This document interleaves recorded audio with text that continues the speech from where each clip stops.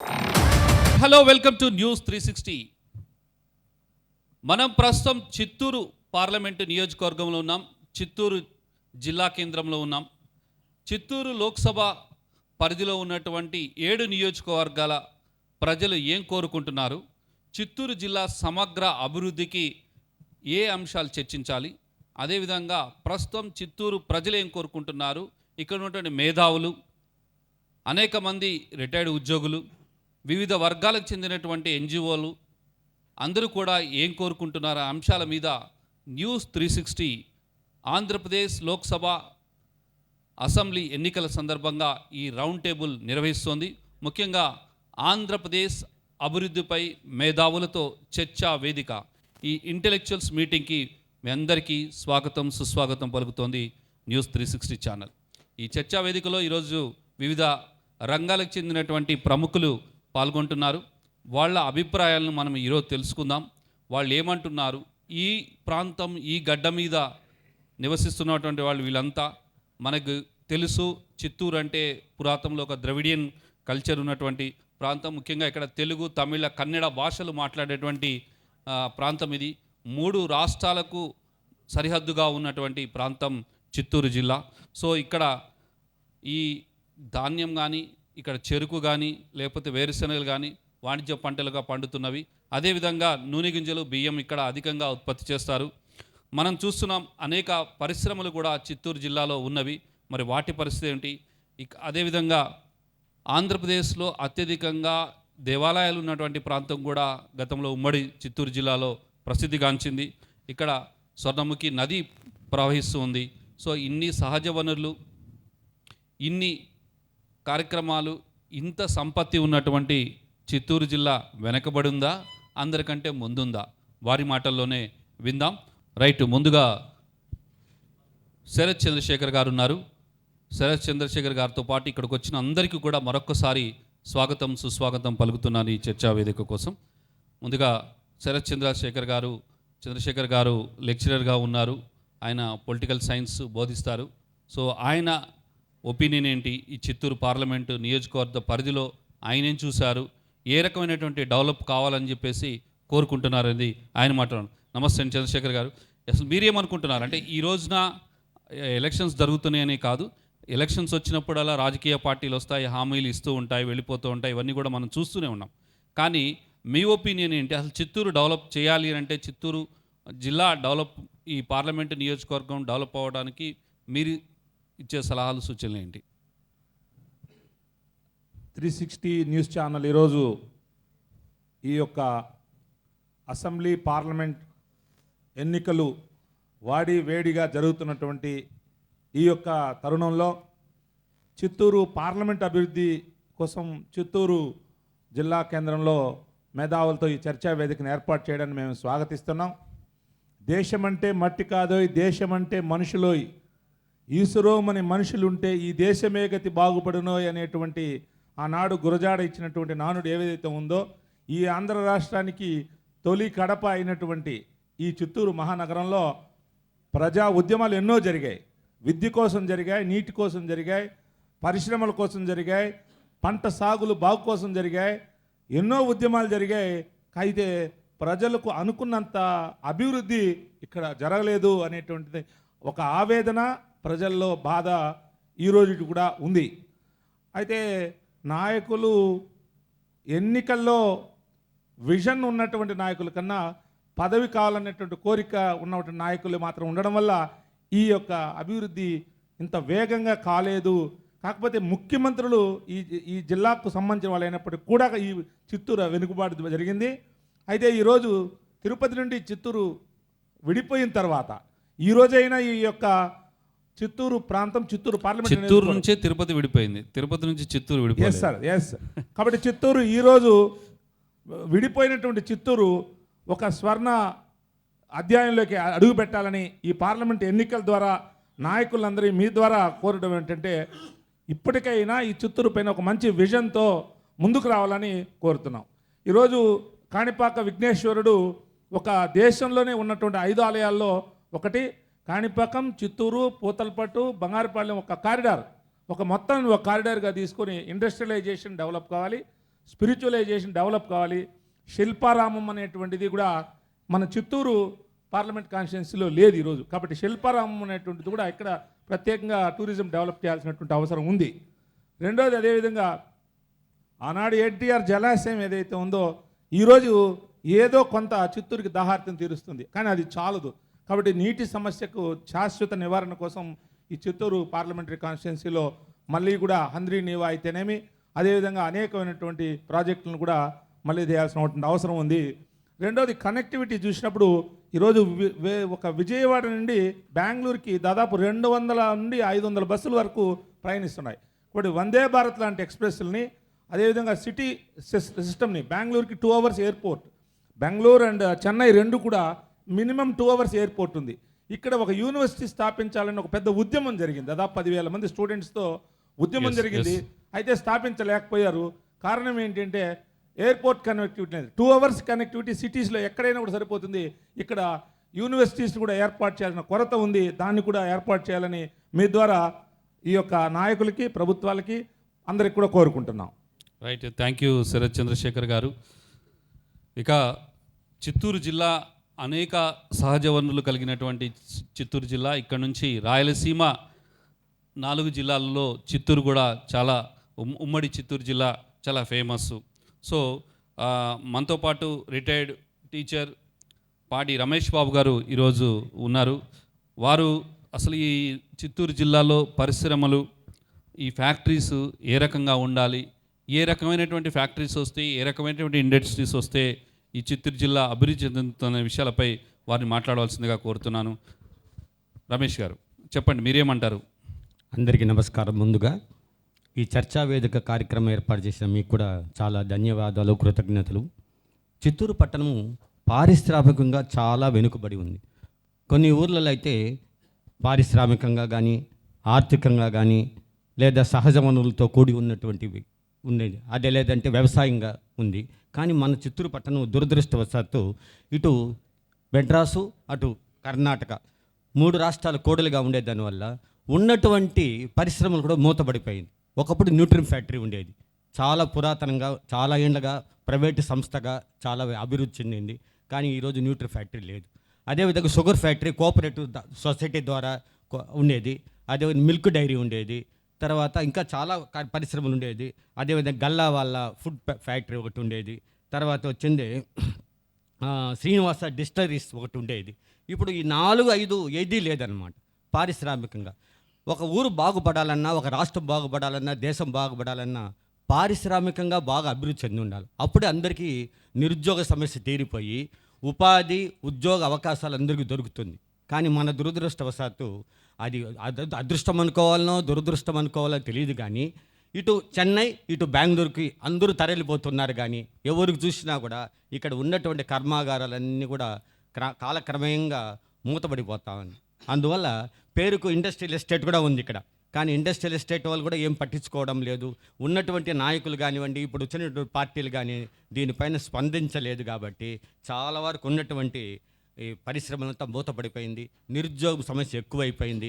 ఎప్పుడైతే ఒక కర్మాగారం అనేది ఉంటే ఉపాధి, ఉద్యోగ అవకాశాలే కాకుండా జాతీయ ఆదాయము, తలసరి ఆదాయం పెరుగుతుంది. ప్రజల యొక్క జీవన ప్రమాణాలు, జీవన పరిస్థితులు అన్నీ అభివృద్ధి చెందుతుంది.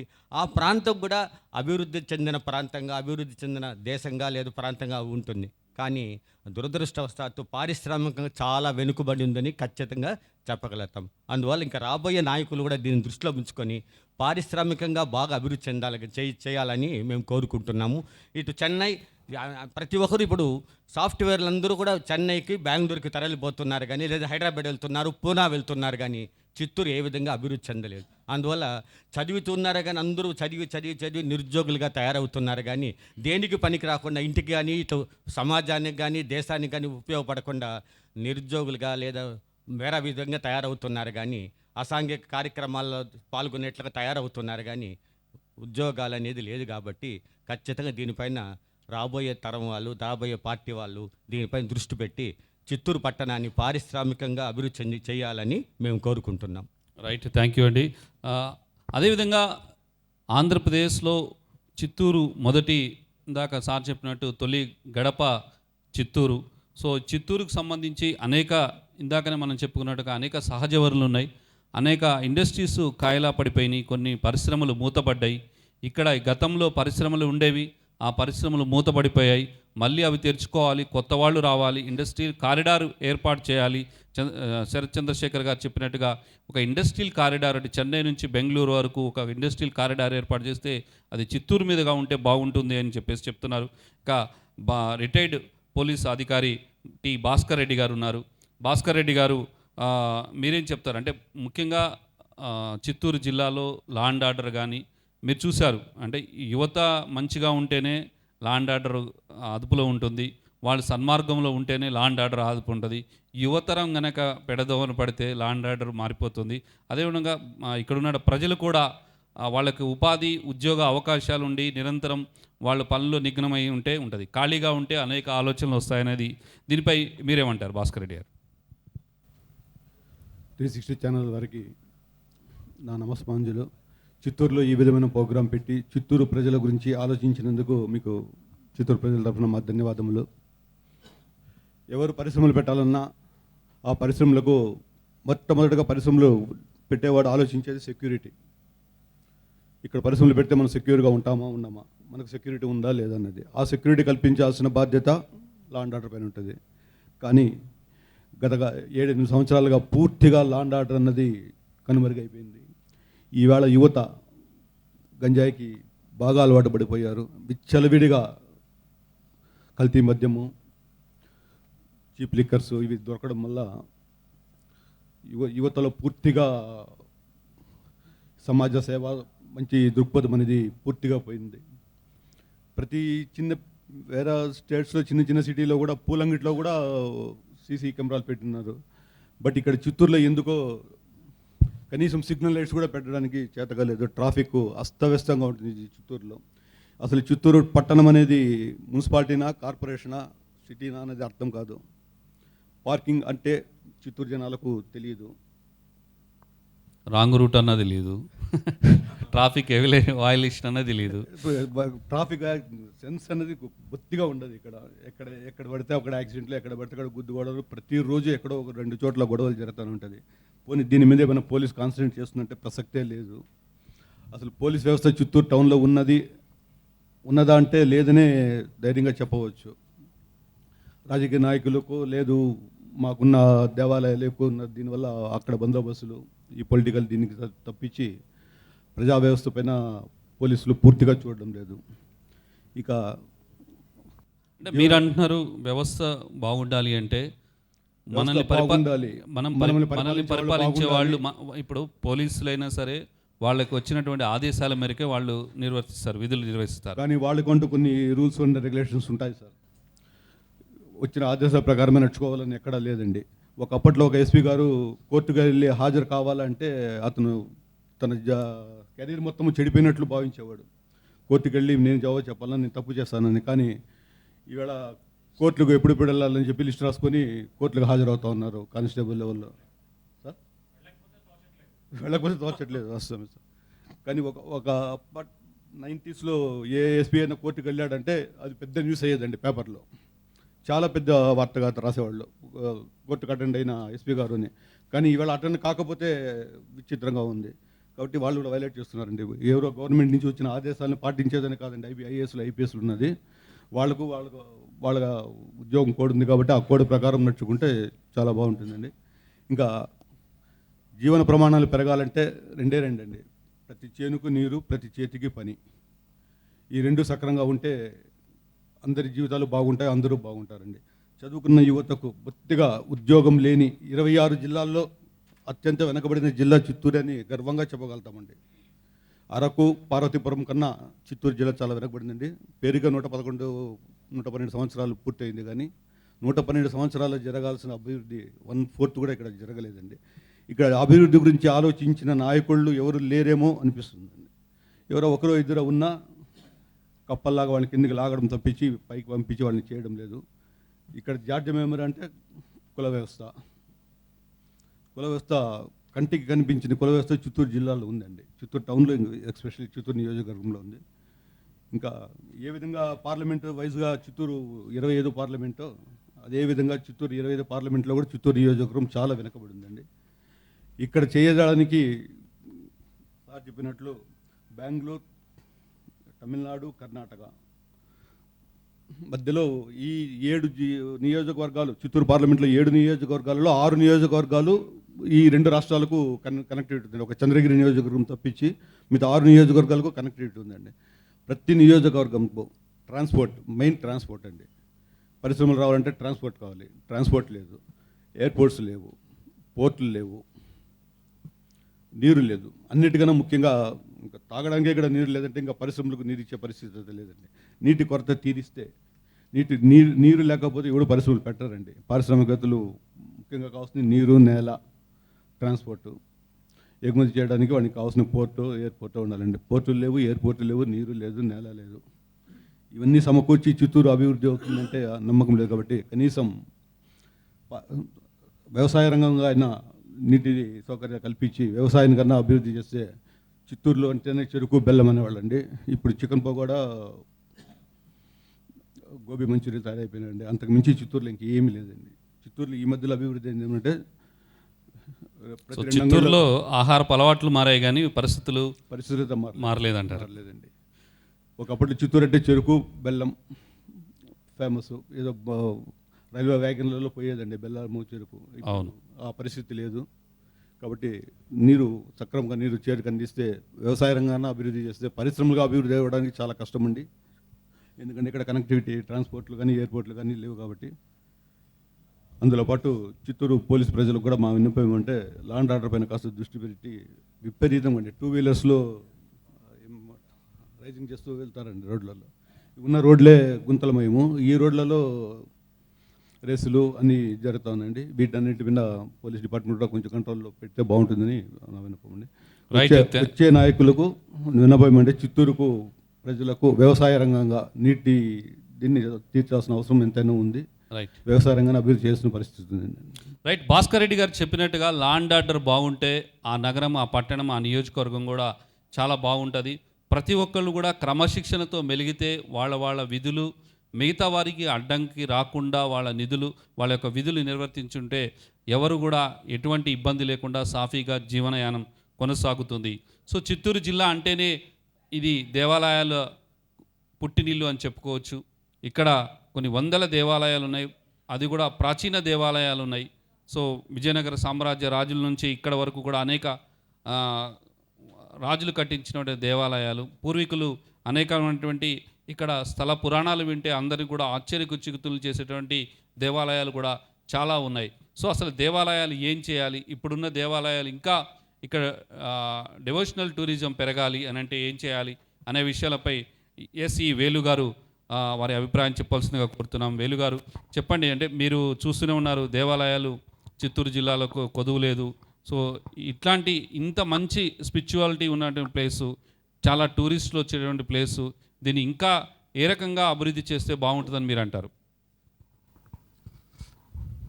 చిత్తూరు జిల్లా నగరం అభివృద్ధి గురించి మేధావులపై చర్చా వేదిక ఒక మంచి కార్యక్రమాన్ని ఏర్పాటు చేసిన 360 న్యూస్ ఛానల్ వారికి ప్రత్యేక ధన్యవాదాలు.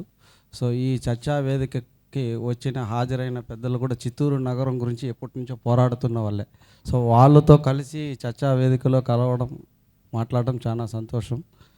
మెయిన్గా ఒకప్పుడు దేవాలయం కేంద్రంగానే అన్ని అభివృద్ధి జరిగేవి, అది చాలా కోల్పోయాం. భారతదేశం అంటేనే ఒక ఆధ్యాత్మికం అనేది ప్రపంచంలోనే ఉంది. సో అట్లాంటిది చాలా కోల్పోయాం మనము.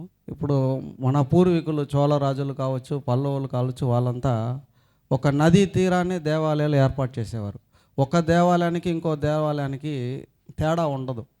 ఒక సైన్స్ కూడా కనిపెట్టని విధంగా దేవాలయాలు నిర్మాణం చేసేవారు. వాటికి కొన్ని ఎకరాల భూములు ఇచ్చేవారు. ఆ భూములు కూడా ఎందుకు ఇస్తారంటే వ్యవసాయం జరగాల అన్న కోసం భూములు ఇచ్చేవారు. నది అంటే ఆ నది పాడవకూడదు, మంచి స్వచ్ఛమైన నీరు రావాలా అంటే ప్రకృతిని కాపాడడం అన్న ఒక సంకల్పంతోనే దేవాలయం కూడా దీనివల్ల ఎంతోమందికి జీవనాధారం దొరికేది. అట్లాంటి పురాతన దేవాలయాలు ఇప్పుడు కనుమరుగైపోయింది. అంటే ఆదాయం వచ్చే దేవాలయాలు తప్పించి మిగతా చాలా దేవాలయాలు శిథిలావస్థకు చేరిపోతే పట్టించుకునేవారే లేరు. అట్లాంటి దేవాలయాలు ఇప్పుడు జనరేషన్ ఉన్న వాళ్ళు కూడా సందర్శిస్తే వాళ్ళకు ఒక ఐడియాలజీ వస్తుంది. అట్లాంటి ఆలయాన్ని కొత్త దేవాలయం నిర్మాణం చేయడం కన్నా మన పూర్వీకులు నిర్మించిన పురాతన దేవాలయాన్ని మళ్ళీ పునర్నిర్మాణం చేయాలి. సో ఎన్ని కోట్లు ఇచ్చినా అట్లాంటి ఆలయాన్ని ఈ జనరేషన్లో కట్టలేం. దాన్ని మన సంపద అది, దాన్ని మళ్ళీ కోల్పోకుండా ఆ ఆలయాన్ని పునర్నిర్మాణం చేసి ఆధ్యాత్మికంగాను పర్యాటక కేంద్రంగాను అభివృద్ధికి తీసుకొస్తే అందరికీ ఒక జీవన ఉపాధి కల్పిస్తుంది. అంటే ఆల్రౌండ్ అందరికీ ఏది చేయాలన్నా ఒక వ్యాపారం అనేది ఉంటుంది. ఒక ట్రాన్స్పోర్ట్ కావచ్చు, ఒక షాపింగ్ కావచ్చు, ఇవన్నీ ఒక దేవాలయం కేంద్రంగానే అందరికీ నడుగుతుంది, జీవనోపాధి కలుగుతుంది. కాబట్టి కొత్త దేవాలయం అనేది పక్కన పెట్టి మన పూర్వీకులు నిర్మించిన పురాతన దేవాలయాన్ని పునర్నిర్మాణం చేసుకోవాలనేది మా కన్సర్న్. దీనికి రాజకీయ నాయకులు కూడా సహకరించాలని కోరుకుంటున్నాం. లేదంటే ఇంకా చాలా కోల్పోతాం మనం. రైట్. అనేక రకాలైనటువంటి దేవాలయాలు ఈ చిత్తూరు జిల్లాలో ఉన్నాయి. ఈ చిత్తూరు జిల్లాలో అనేక రకాలైనటువంటి వాటికి నిత్యం వాళ్ళకి కావాల్సినటువంటి దీప నైవేద్యాలు పెడుతున్నటువంటి దేవాలయాలు నిత్యం ఉన్నాయి. ఇంకొన్ని జనంలో ప్రాచుర్యం పొందాయి, ఇంకొన్ని అనేకం ప్రాచుర్యం పొందకుండా ఇంకా అట్లానే ఉండిపోయినాయి. నేను మొన్న ఈ మధ్యన ఈ ఉమ్మడి చిత్తూరు జిల్లాలో పర్యటిస్తున్నప్పుడు చాలా దేవాలయాలు మా రిపోర్టర్లు చూపిస్తున్నారు. సార్ ఇక్కడే ఆయన జన్మించింది, ఇక్కడే అక్కడ నుంచి తీసుకొచ్చింది, ఇట్లాంటి అనేక ఒక్కొక్క దేవాలయానికి ఒక్కొక్క రకమైనటువంటి స్థల పురాణాలు ఉన్నవి. సో వాటన్నిటిని వెలుగులోకి తీసుకొచ్చేసి వాటిని సుప్రసిద్ధ దేవాలయాలుగా ఒక ప్రాచుర్యం తెచ్చిస్తే ఒక డివోషనల్ ఈ రోజున భక్తి మార్గంలో ముందుకు వెళితే ఎంతో కొంత ప్రజలకి అనేక రకాలైనటువంటి వ్యామోహాలు ఉంటాయి, వాళ్ళ వ్యాపకాలు ఉంటాయి. ఇందులో భాగంగా దైవభక్తి కూడా ఒక రకమైన వ్యాపకం. వాటి ద్వారా కొంత పురాణాలు అనేక అంశాలు నేర్పించే వాటిని నేర్చుకోవాల్సినటువంటి అవసరం, ఈ రోజున తెలుసుకోవాల్సిన అవసరం ఈ జనరేషన్ మీద ఎంతైనా ఉన్నదని చెప్పుకోవచ్చు. ఇక మనందరం గాంధీ గారిని అనేక సందర్భాల్లో ప్రస్తావిస్తూ ఉంటాం. గాంధీ గారు ఇలా చెప్పారని. కానీ ప్రతి జిల్లాకి, ప్రతి నియోజకవర్గానికి ఈ సమాజంలో విలువలు, కట్టుబాట్లు, మనం ఎలా ఉండాలి ఏంటి అనే విషయాల మీద కొంతమంది వ్యక్తులు ఎప్పుడూ తపన పడుతూ ఉంటారు, మదన పడుతూ ఉంటారు. ఈ సమాజం మారాలి, ఈ ప్రాంతం అభివృద్ధి చెందాలి అని చెప్పేసి కోరుకుంటూనే వాళ్ళు ఉంటారు. ప్రతి జిల్లాకి కొంతమంది ఉంటారు. చిత్తూరు జిల్లాకు కూడా వెంకటాచలం నాయుడు గారు చిత్తూరు గాంధీగా ఆయన ప్రసిద్ధి చెందారు.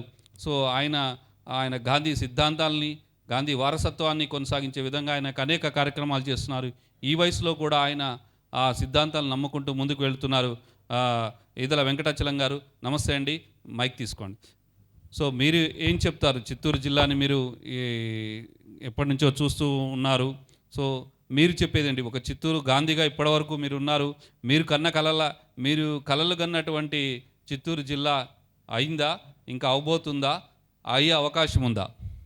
మీరు ఈ యొక్క 36 టీవీ ఛానల్తో మీరు వచ్చి ఎంతో అభిమానంగా ఈ చిత్తూరు జిల్లా అభివృద్ధి చెందాలనే ఒక అభిమానం, ఆశాభావంతో ఇక్కడ వచ్చి మా యొక్క మేధావుల సదస్సులో పాల్గొనడం ప్రత్యేక మీకు వందనాలు చేయాల్సిన బాధ్యత మా పైన ఉంది.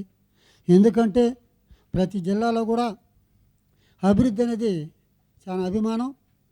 గత కాలంలోనే మహానుభావులు, సువర్ణ త్యాగమూర్తులు ఈ రాయలసీమకు సంబంధించినటువంటి ఎలాంటి నీటి వనరులు లేవని, ఇండస్ట్రియల్ ఫ్యాక్టరీలు లేవని, ఉద్యోగులు నిరుద్యోగులు కాకూడదని, రైతులు ఇబ్బంది పడకూడదని సదుద్దేశంతో ఆ కాలంలో మరి శ్రీ ఎన్పి వీర్రాఘవనాయుడు గారు, రాజగోపాల్ నాయుడు గారు, రాష్ట్ర ముఖ్యమంత్రి జలగ వెంగళరావు గారు, వ్యవసాయ శాఖ మంత్రులు కాకాని వెంకటరత్నం గారు, అదేవిధంగా పొలకల నరసింహారెడ్డి గారు, కిరణ్ కుమార్ తండ్రి గారు అయినటువంటి మాజీ ముఖ్యమంత్రి కిరణ్ కుమార్ తండ్రి అమర్నాథ్ రెడ్డి గారు, వీళ్ళందరూ కూడా రైతులతో కన్సల్ అయ్యి ఈ జిల్లాలో పాల ఉత్పత్తి రైతులు సంక్షేమం కోసం ఒక సహకార సంస్థను ఎంతో కష్టపడి వాళ్ళు ఒక సంస్థను ఏర్పాటు చేశారు. ఆ యొక్క సంస్థ ఎంతో చిన్నపాటి సంస్థగా ఏర్పాటు చేసి 6,000 లీటర్లతో స్టార్ట్ అయిన పాల డైరీ వాళ్ళు ఇచ్చినటువంటి స్ఫూర్తితో, అభిమానంతో ఎంతగానో అభివృద్ధి చెందుతూ ఈ చిత్తూరు జిల్లా రైతాంగానికి ఒక తల్లి లాంటి పాల డైరీగా ఏర్పాటైంది. తల్లి అయితే బిడ్డకు ఏ విధంగా ఏడిస్తే పాలిస్తుందో అదేవిధంగా ఈ చిత్తూరు జిల్లాలో 66 మండలాలకు సంబంధించి కూడా ఒక తల్లి లాంటి డైరీ మాకు రైతాంగానికి ఉపయోగపడేటువంటి సంస్థ. ఈ యొక్క సంస్థ 3 లక్షల స్థాయి వరకు ఎదిగిన ప్రభుత్వ సహకార సంస్థ. అదేవిధంగా కొంతకాలం ప్రభుత్వ ఉద్యోగులతోనూ అందరి సహకారంతోనూ మెట్టుకు మెట్టు ఎగబడి ఒక దేశంలో పేరెత్తినటువంటి పాల డైరీ. అలాంటి పాల డైరీ కొంతమంది రాజకీయ నాయకులుగా ఒక ప్రభుత్వ ఉద్యోగులుగా అందరూ కూడా దీనిపైన ఒక కన్నేసి కర్ణుని సావుకు అందరూ కారకులనే విధంగా ఆ సహకార సంస్థ మూతపడడం చాలా బాధాకరమైన విషయం. అయితే ఈరోజు మా కష్టాన్ని కూడా మా రైతుల కష్టానికి దిక్కులేని పరిస్థితిగా మా కష్టానికి తగిన గిట్టుబాటు లేకుండా ఎన్నో ఇబ్బందులు పడి ఈరోజు రైతు అయినటువంటి వ్యక్తి కనుమరుగైపోయి పట్టణాల్లో కూలికి వచ్చే పరిస్థితి మా రైతులు ఏర్పడిందంటే అది చాలా బాధాకరం. అదేవిధంగా ఈ చిత్తూరు పాల డైరీతో పాటు చిత్తూరు సహకార చక్కెర ఫ్యాక్టరీ కూడా పేరింబాడి చెన్నమరెడ్డి గారు, మరి వెంకటకృష్ణారెడ్డి గారు, మరి ఇంకా కొంతమంది మా రైతులు కూడా వాళ్ళ గ్రామాల్లో తిరిగితే 100 రూపాయల షారు కట్టమని చెప్పిన అందరిని అడిగినారు. ఆ 100 రూపాయల షారుతో ఈరోజు శాంతియుతంగా చెప్పాలంటే ఆ రోజు ఆ 100 రూపాయలు తీసుకుంటే 3 సవరాల బంగారు వచ్చేది. ఆ 3 సవరాల బంగారు మీద మా రైతులు ఆశించుకోకుండా ఈరోజు ఆ 100 రూపాయలు టిప్పు 1 లక్ష రూపాయలు అంటూ విలువ లేదు. అలాంటి విలువ కలిగినటువంటి 100 రూపాయలు ఇచ్చి మా రైతాంగం కూడా ఎంతో కష్టపడి ఒక జలగ వెంగళరావు, మరి వెంకటకృష్ణారెడ్డి గారు సహకారంతో ఆ చక్కెర ఫ్యాక్టరీ కూడా స్థాపించారు. ఆ రోజుల్లో 30,000 టన్నులతో స్టార్ట్ అయిన చక్కెర ఫ్యాక్టరీ వాళ్ళ పూర్తి సహకారంతో కొద్దిగా అభివృద్ధి చెంది 3 లక్షల చక్కెర ఫ్యాక్టరీని 3 లక్షల చెరుకు క్రస్టింగ్ చేసే స్థాయికి పెరిగిందంటే మా రైతుల్లో ఉత్సాహం. ప్రభుత్వ అధికారులు కూడా చాలా వరకు కష్టపడారు. మా రైతులు కూడా చాలా ఉపన్యాసాలు ఇచ్చారు. ఈరోజు చిత్తూరు జిల్లా అంటేనే 23 జిల్లాల్లో కూడా ప్రత్యేక జిల్లా అని పేరు తెచ్చుకున్నటువంటి చిత్తూరు జిల్లాను ఈరోజు కనీసం పేరుకి పెద్ద ఊరికి దెబ్బని స్టేజీ తెచ్చిపెట్టే ఘనత ఈ ప్రజాపాలకుల పుణ్యమా లేక మా రైతులు చేసిన పాపమని కూడా నేను ఆవేదన చెందుతున్నాను. 4/3/2003 సంవత్సరం ఈ డైరీ మూతబడింది. ఆగస్టు 30 2002 ఆగస్టు 31 తేదీ మూతపడితే 1/11/2004 నుండి కూడా నేను బీజేపీ పార్టీలో ఉండి ఒక కార్యకర్తగాను మండల అధ్యక్షుడుగాను బీజేపీ జిల్లా అధ్యక్షుడిగా కూడా నాకు పదవి ఇచ్చారు. ఆ పదవిని కూడా కొంతవరకు మా పార్టీ నాయకులు అందరూ సహకరించినారు. అయినా లాస్ట్ కొంతమంది నిలిచిపోయినారు. అయినా ఒక రాజకీయ నాయకుతో నాకే విభేదాలు వచ్చి మా పార్టీ నాయకులు విభేదాలు వచ్చి ఆ డైరీ పని వదిలేయి మిగతా ఏదైనా చెప్పని చెప్పినారు. కానీ పేర్లు చెప్తే ఇబ్బంది పడతారు, కానీ పేర్లు నేను చెప్పాల్సిన అవసరం నాకు లేదు. ఆ రోజు నుండి పార్టీకి పదవికి రిజైన్ చేసి ఈ డైరీ తెరిపించే వరకు రైతుల పక్షాన ప్రాణాన్ని వదిలేస్తానని శపథం చేసే శపథం ఈరోజు కూడా నెరవేరుతున్నాను. కాళ్ళకు చెప్పులు లేదు, ఒంటిపైన చొక్కా ధరించకుండా నా శక్తి మించి నా బిడ్డలు కూడా భవిష్యత్తు పక్కన పెట్టి ఈరోజు మనస్ఫూర్తిగా మా సార్కు చాలా వరకు మాకు తెలుసు మా గురించి. అయినా నా బిడ్డలు ఈ పొద్దు 2 కొడుకులు ఉంటాను అడిగిలు బిడేసినాము.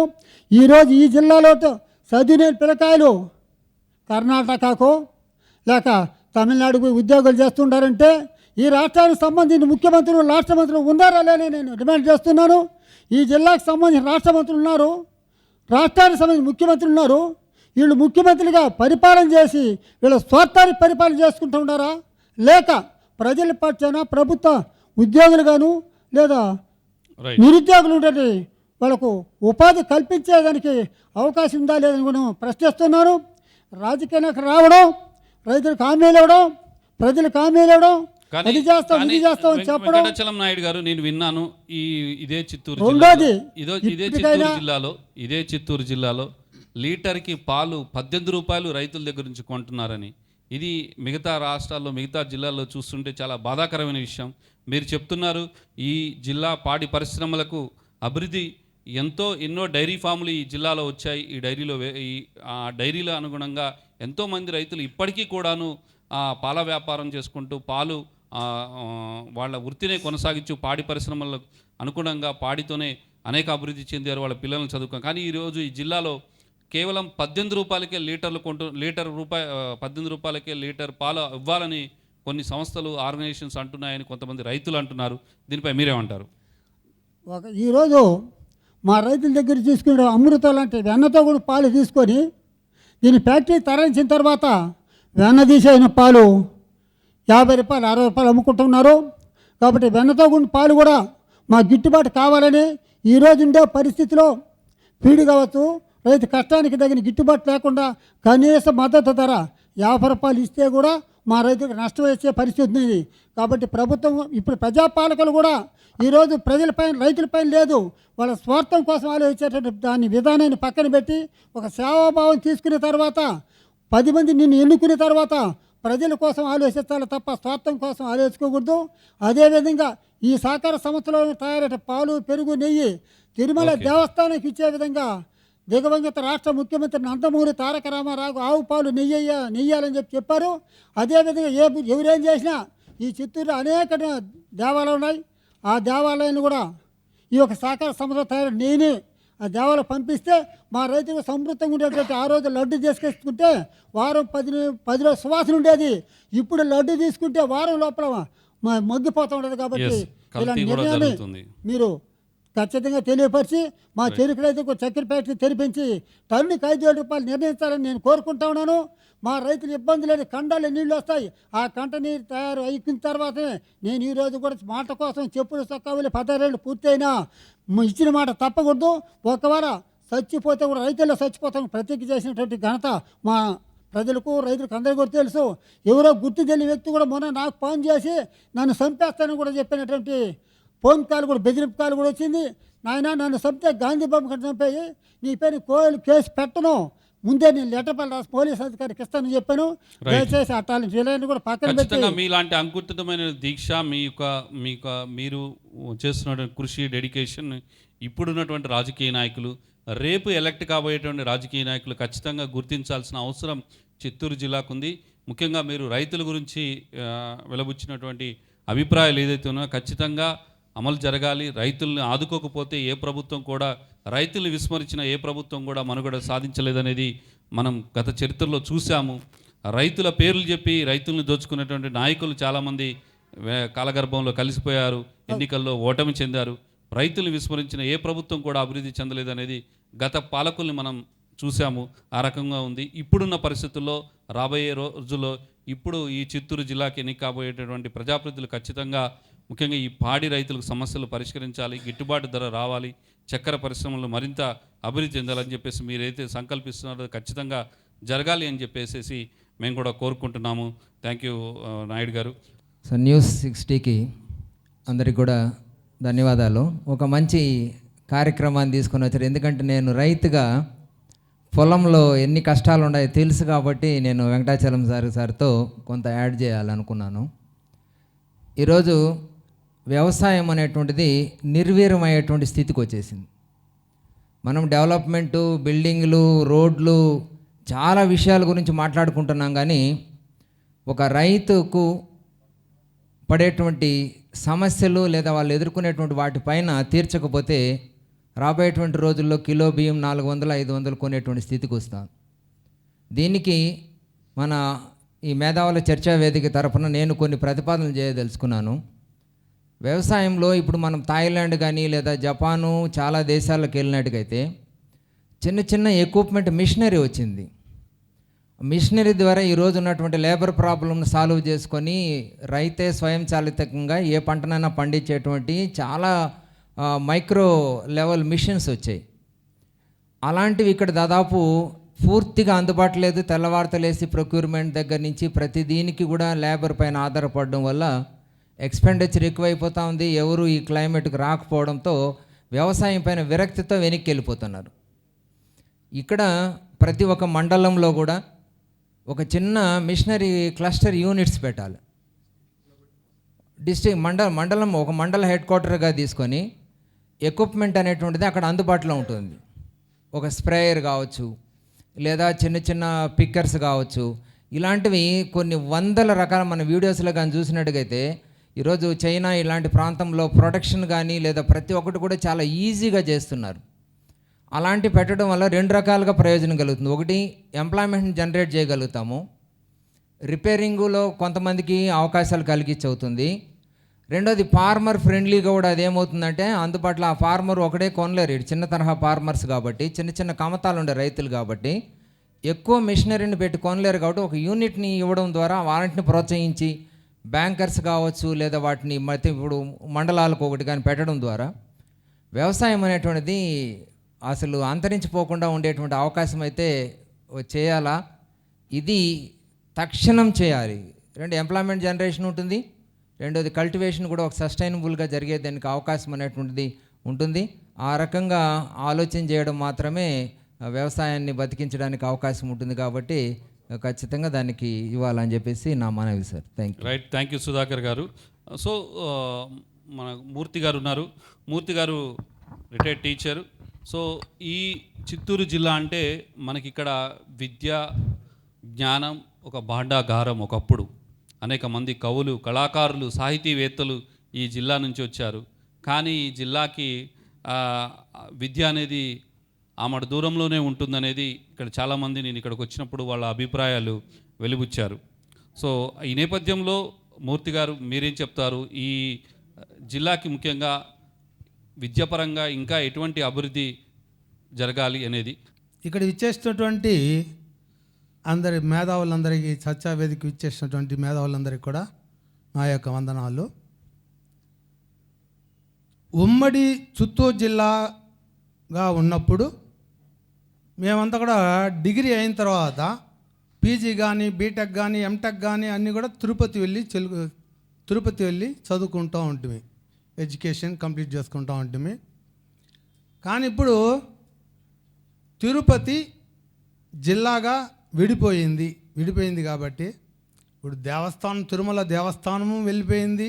తిరుపతి, తిరుమల, కాళహస్తి ఇవన్నీ కూడా ప్రఖ్యాతమైనటువంటి దేవస్థానాలు.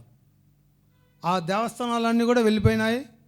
పోనీ ఎడ్యుకేషన్ పరంగా చూసుకుంటే యూనివర్సిటీ చిత్తూరు జిల్లా చాలా విద్యలో చాలా వెనుకబడి ఉంది. కాబట్టి ఎంతైనా ఒక జిల్లా కానీ, రాష్ట్రం కానీ, దేశం కానీ అభివృద్ధి చెందాలంటే ముందు ఎడ్యుకేషన్, విద్య అనేది అభివృద్ధి చెందాలి. ప్రతి ఒక్కరూ విద్యావంతులైతే రాష్ట్రం, జిల్లా, రాష్ట్రం, దేశం కూడా అభివృద్ధి చెందుతుంది. విద్యావంతులు కాకపోతే ఏమీ లేదు. కాబట్టి అనేక ఇబ్బందులు పడాల్సి ఉంటుంది. కాబట్టి ఇప్పుడు ఇక్కడ నుండి డిగ్రీ చదివేసి అన్ఎంప్లాయ్మెంట్గా ఉన్నారు, నిరుద్యోగులుగా ఉన్నారు అందరూ కూడా. అదే తమిళనాడు వెళ్తున్నారు, కర్ణాటక వెళ్తున్నారు, కేరళ వెళ్తున్నారు. అంటే ప్రైవేట్ కాలేజీల్లో లక్షలు పోసి వేళ్ళు లక్షలు ఒక బీఈడి చేయాలన్నా, ఒక డిఎడ్ చేయాలన్నా వేళ్ళు కుమ్మరించాలి ప్రైవేట్ కాలేజీల్లో. ఇప్పుడు తిరుపతి, వేలూరు వెళ్తున్నారు తమిళనాడు, అదేవిధంగా కేరళ వెళ్తున్నారు. వేళ్ళు డబ్బులు ఉండేవాళ్ళు, కోటీశ్వర్లు, లక్షాధికారులు పోయి చదువుకోవచ్చు. డబ్బు లేని పేదవాళ్ళు ఎలా చదువుకుంటారో, ఏ విధంగా అభివృద్ధి చెందుతుంది, ఏ విధంగా జిల్లా అభివృద్ధి చెందుతుంది, చాలా విధంగా ఉంది. కాబట్టి మన చిత్తూరు జిల్లాకు రాబోయేటువంటి నాయకులందరూ కూడా ఒక యూనివర్సిటీ, చిత్తూరు జిల్లాకు ఒక యూనివర్సిటీ రావాలని నేను అందరినీ మనస్ఫూర్తిగా కోరుకుంటూ ఉన్నాను. అదేవిధంగా సిమ్స్ లాంటి ఒక మెడికల్ కాలేజ్ కూడా రావాలి. నేను హార్ట్ పేషెంట్, ఇప్పుడు 12 సంవత్సరాలుగా తిరుపతి స్విమ్స్కి వెళ్తున్నాను.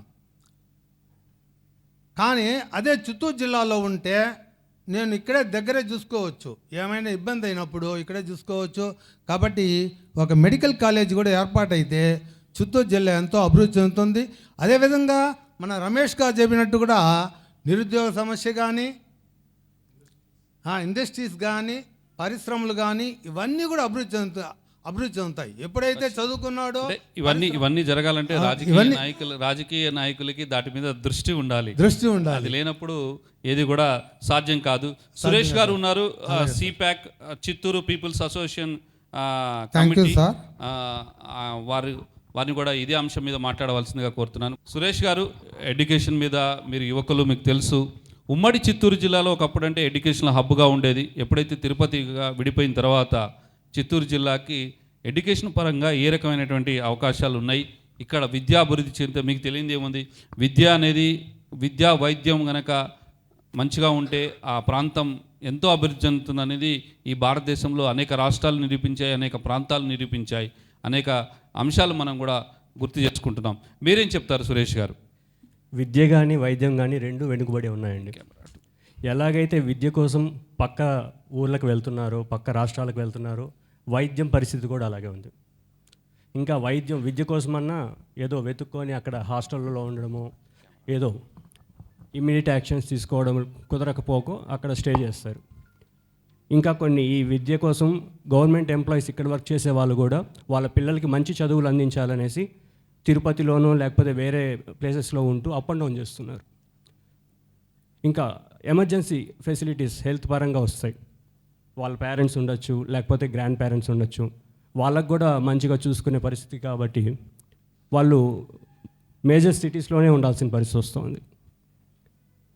చిత్తూరులో ఉండి ఎమర్జెన్సీ సిచ్యువేషన్ ఫేస్ చేస్తే వెంటనే అటెండ్ అయ్యే హాస్పిటల్ ఒకటి కూడా లేదు. ఉన్న ఒక హాస్పిటల్ కూడా ఫస్ట్ ఎయిడ్ కూడా చేయకుండా మా వల్ల కాదు, మీరు పక్క ప్లేస్కి వెళ్ళిపోండి, whether it is Tirupati or Vellore, నేరుగా అక్కడికి వెళ్ళిపోండి అని డైరెక్ట్గా రెఫర్ చేస్తున్నారు. ఇంకా చదువు పరంగా వస్తే ఎప్పుడైతే బ్రిటిష్ వాళ్ళు చిత్తూరు జిల్లా కేంద్రంగా చేశారో, తర్వాత ఆంధ్రప్రదేశ్ డివైడ్ అయినప్పుడు కూడా జిల్లా కేంద్రంగానే ఉంది, ఇప్పుడు కూడా జిల్లా కేంద్రంగానే ఉంది, కానీ ఫెసిలిటీస్లో ఎటువంటి ఇంప్రూవ్మెంట్స్ లేదు. దగ్గరలో ఉన్న తిరుపతిని చిత్తూరుకి అడ్రస్ చేస్తూ అక్కడ యూనివర్సిటీ స్థాపించుకుంటూ వచ్చారు. అదేవిధంగా చిత్తూరు జిల్లా కింద ఉన్న కుప్పంని కూడా ఏదో ఒక యూనివర్సిటీ కానీ అలా పెట్టుకుంటూ వచ్చారు. కానీ చిత్తూరుని ఎందుకు అడ్రస్ చేయట్లేదు అంటే కంప్లీట్గా ఇది పొలిటికల్ రీజన్స్ మాత్రమే. ఎప్పుడైతే వచ్చిన ప్రతి మేనిఫెస్టోకి చిత్తూరుకి అది చేస్తాము, యూనివర్సిటీ చేస్తాము అనేసి ఒక హెడ్లైన్ పెట్టుకొని ప్రచారాలు చేసుకొని ఓట్లు తీసుకోవడంతో ముగించేస్తున్నారు. కానీ చివరికి శాంక్షన్ అయిన ఇన్స్టిట్యూషన్స్ కూడా మా చిత్తూరులో పెట్టలేకపోయారు మా నాయకులు. కేంద్రీయ విద్యాలయాన్ని సెంట్రల్ గవర్నమెంట్ ప్రొవైడ్ చేసిన ఆర్గనైజేషన్ కూడా ఇంకా ఒక చిన్న స్థలం 5 ఎకరాల స్థలం కేటాయించకుండా 4 సంవత్సరాలుగా నానుస్తున్నారు. కంప్లీట్గా ఇది పొలిటికల్ రీజనే. అదేవిధంగా చిత్తూరులో ప్రతి స్కూల్లో వాళ్ళు, ప్రతి కాలేజీలో వాళ్ళు బయటకు వచ్చి దాదాపుగా సీఎం గారికి 18,000 లెటర్స్ రాశారు. సార్ మా పరిస్థితి చిత్తూరులో, అన్ని ఇండివిజువల్ లెటర్స్ అండి, ఇట్స్ నాట్ ప్రింటెడ్ ఆర్ ఏది కాదు, ప్రతిదీ వాళ్ళ హ్యాండ్ రిటర్న్గానే సీఎంఓ ఆఫీస్కి పంపించిన లెటర్స్ ఒకటి కూడా అడ్రస్ చేయలేదు. కనీసం ఒక చిన్న అదిగో చూస్తున్నామన్న మాట కూడా లేదు. కాలం గడిచిపోతోంది. 100 సంవత్సరాలు వెనుకబడిపోతున్నాం మనం. ప్రతి పిల్లవాడు 10th అయిపోతే ఏం చేయాలనే క్వశ్చన్ మార్క్. దాని రిజల్టే ఇప్పుడు మీరు ఇంటర్లో చూసుంటారు, చిత్తూరు ఇస్ అట్లా లాస్ట్ ప్లేస్. 68% విద్యార్థులు ప్రభుత్వ కాలేజీల్లో చదివిన వాళ్ళే ఫెయిల్ అయిపోయినారు. ఎప్పుడైతే మంచి క్వాలిటీ ఎడ్యుకేషన్ అయితే అందదో ఆటోమేటిక్గా మనం ఇక్కడ ఉండడం వేస్ట్, మంచి ఊరికి వెళ్ళిపోదాము, ఇక్కడ రైట్గా మనకు హెల్త్ పాడైపోతుంది, చూసుకునే డాక్టర్ లేదు, వెంటనే అందుకోవడానికి ఎమర్జెన్సీ సర్వీస్లో ఒక హాస్పిటల్ లేదు, ఇక్కడ ఎందుకు ఉండాలి, మనం అక్కడ ఉంటాము, ఉద్యోగం పరంగా ఇక్కడ వస్తాము, సంపాదన వస్తుంది, మళ్ళీ అక్కడికే వెళ్తాం.